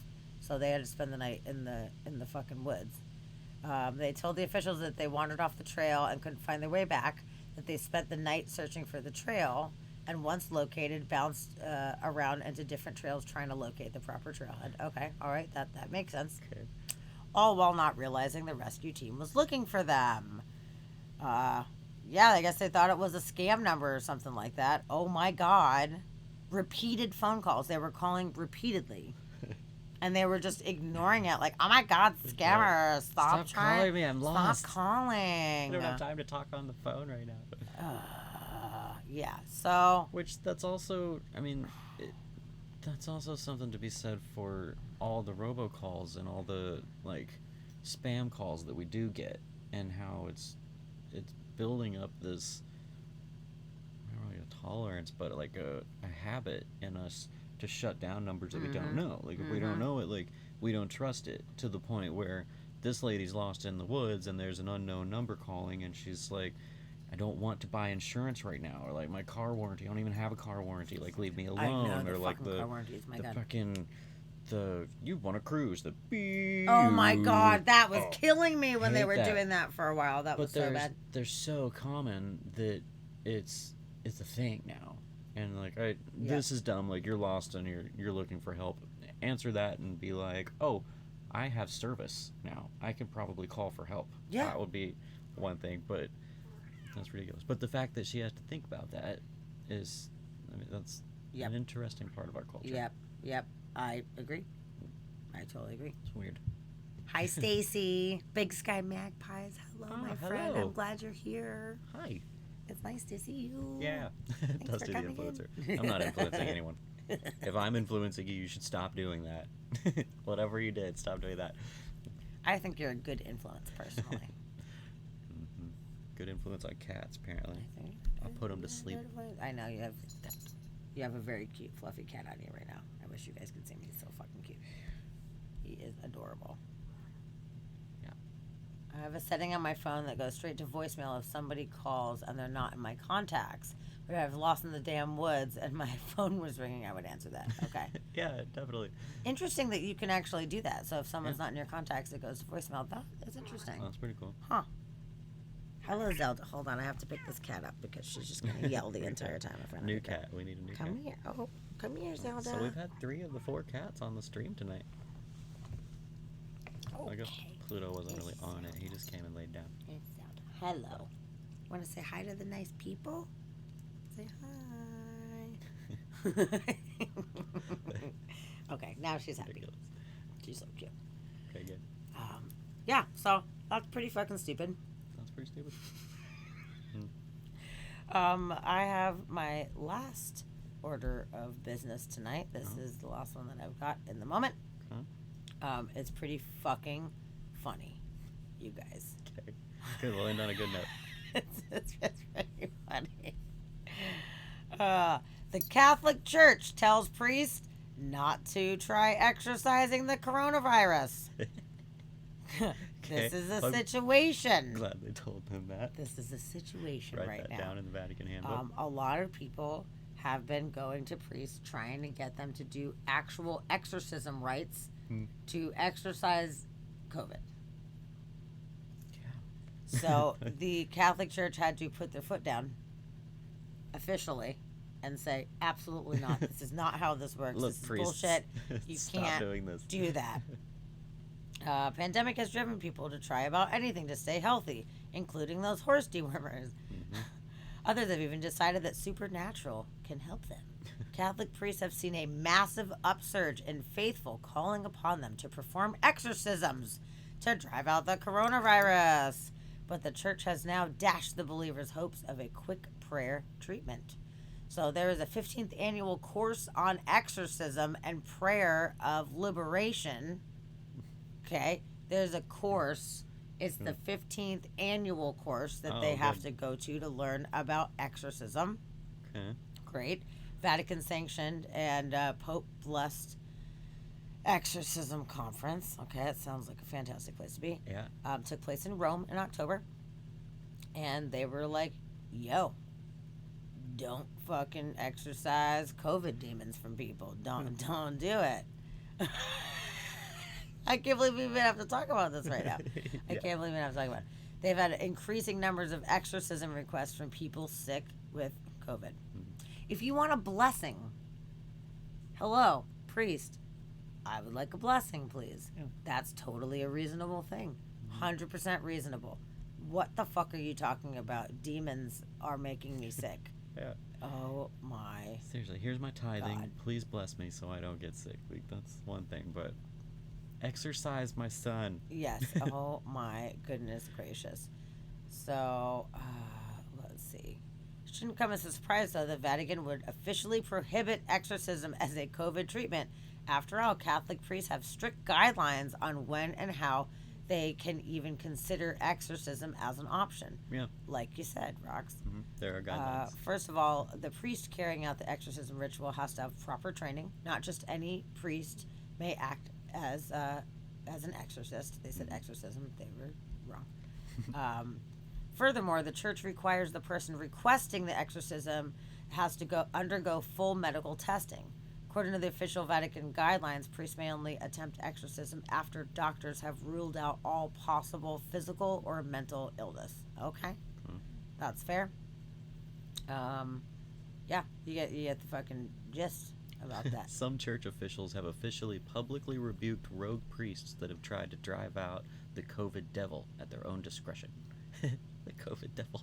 Rogue priest. That's crazy though. If they're actually going against the church, if they're like, "Hey, don't do it," and they're like, "I'm doing it anyway," isn't your job as a priest and as a like devout religious person to follow the fucking rules? Like the whole thing about religion is following the rules. These are the rules. Especially you can be a spiritual person. You can even, whatever, like believe there's a creator and all that separately from being a devout religious person. If you are a fucking Catholic priest, for Christ's sake, like, you don't get to make up your own rules. That's the whole thing about religion. You don't get to make up your own rules. Yeah, once you're in it, you don't get to make up your own rules. You don't. Yeah. The rules are given to you, and you follow them, and that's why you claim this. But if God has chosen you to help people, and you have the ability to help people, are you going to do what God has chosen you to do, or are you going to follow the church?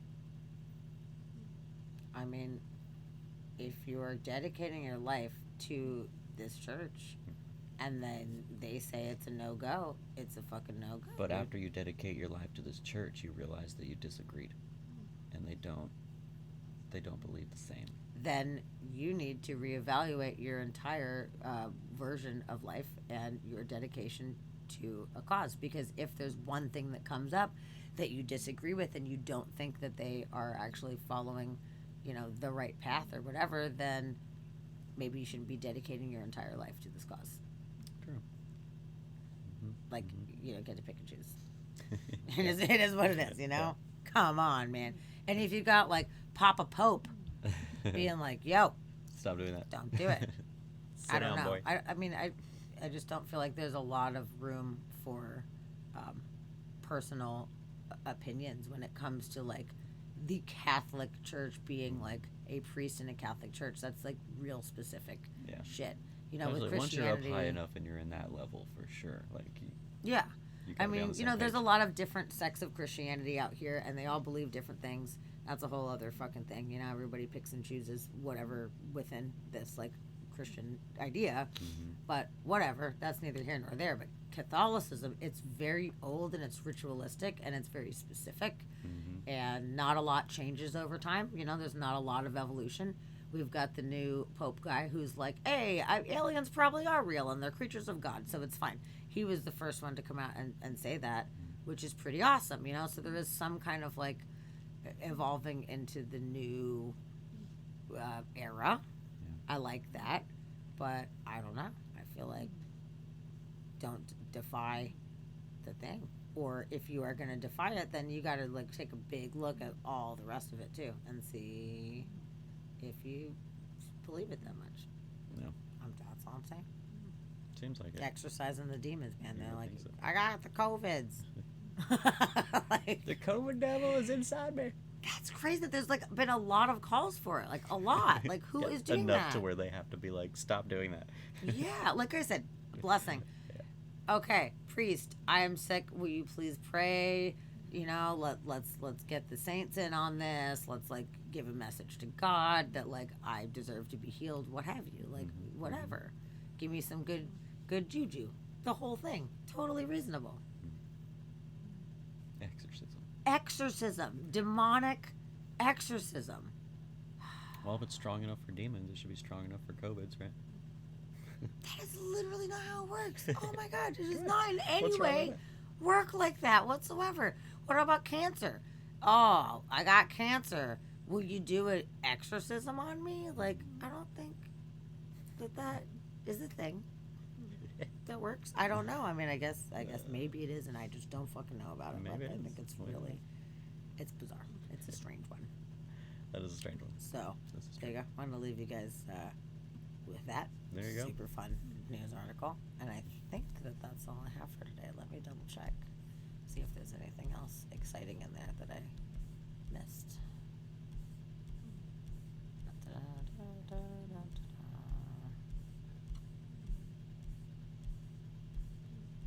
Dos penis plant.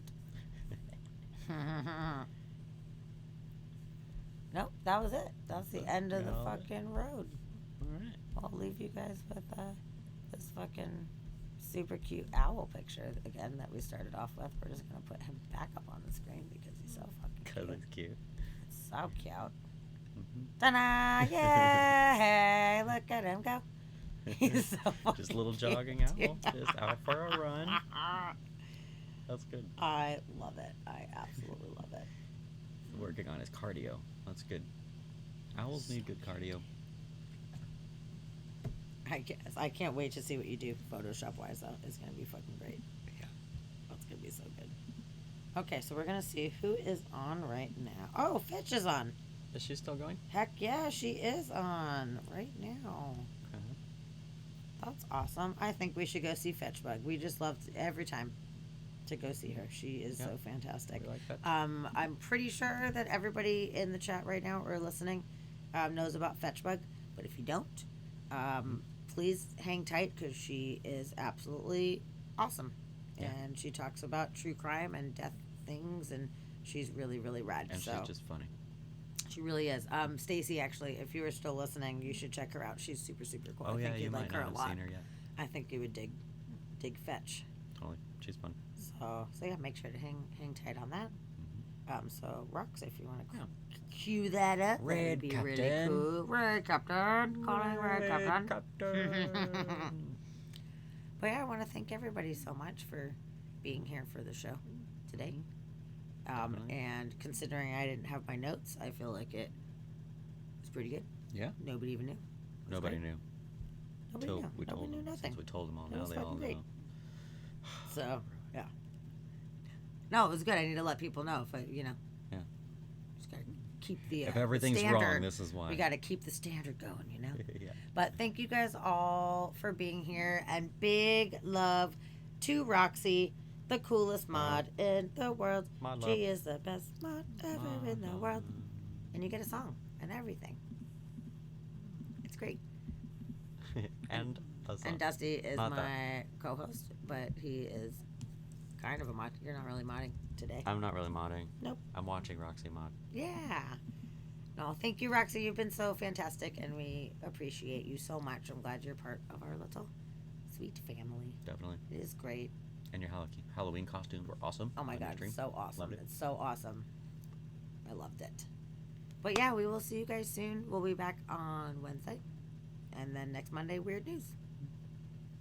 Sweet. It'll be good. That sounds good. I'm looking forward to it. And it's Awesome. weird we didn't have any David Rush news today. No David Rush. He did not put out any video yet, so we'll see what Fine. happens. Next Next week. But bye to everyone. Thank you so much for coming.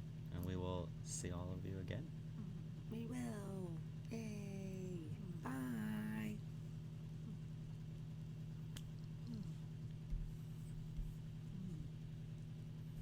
these two young girls.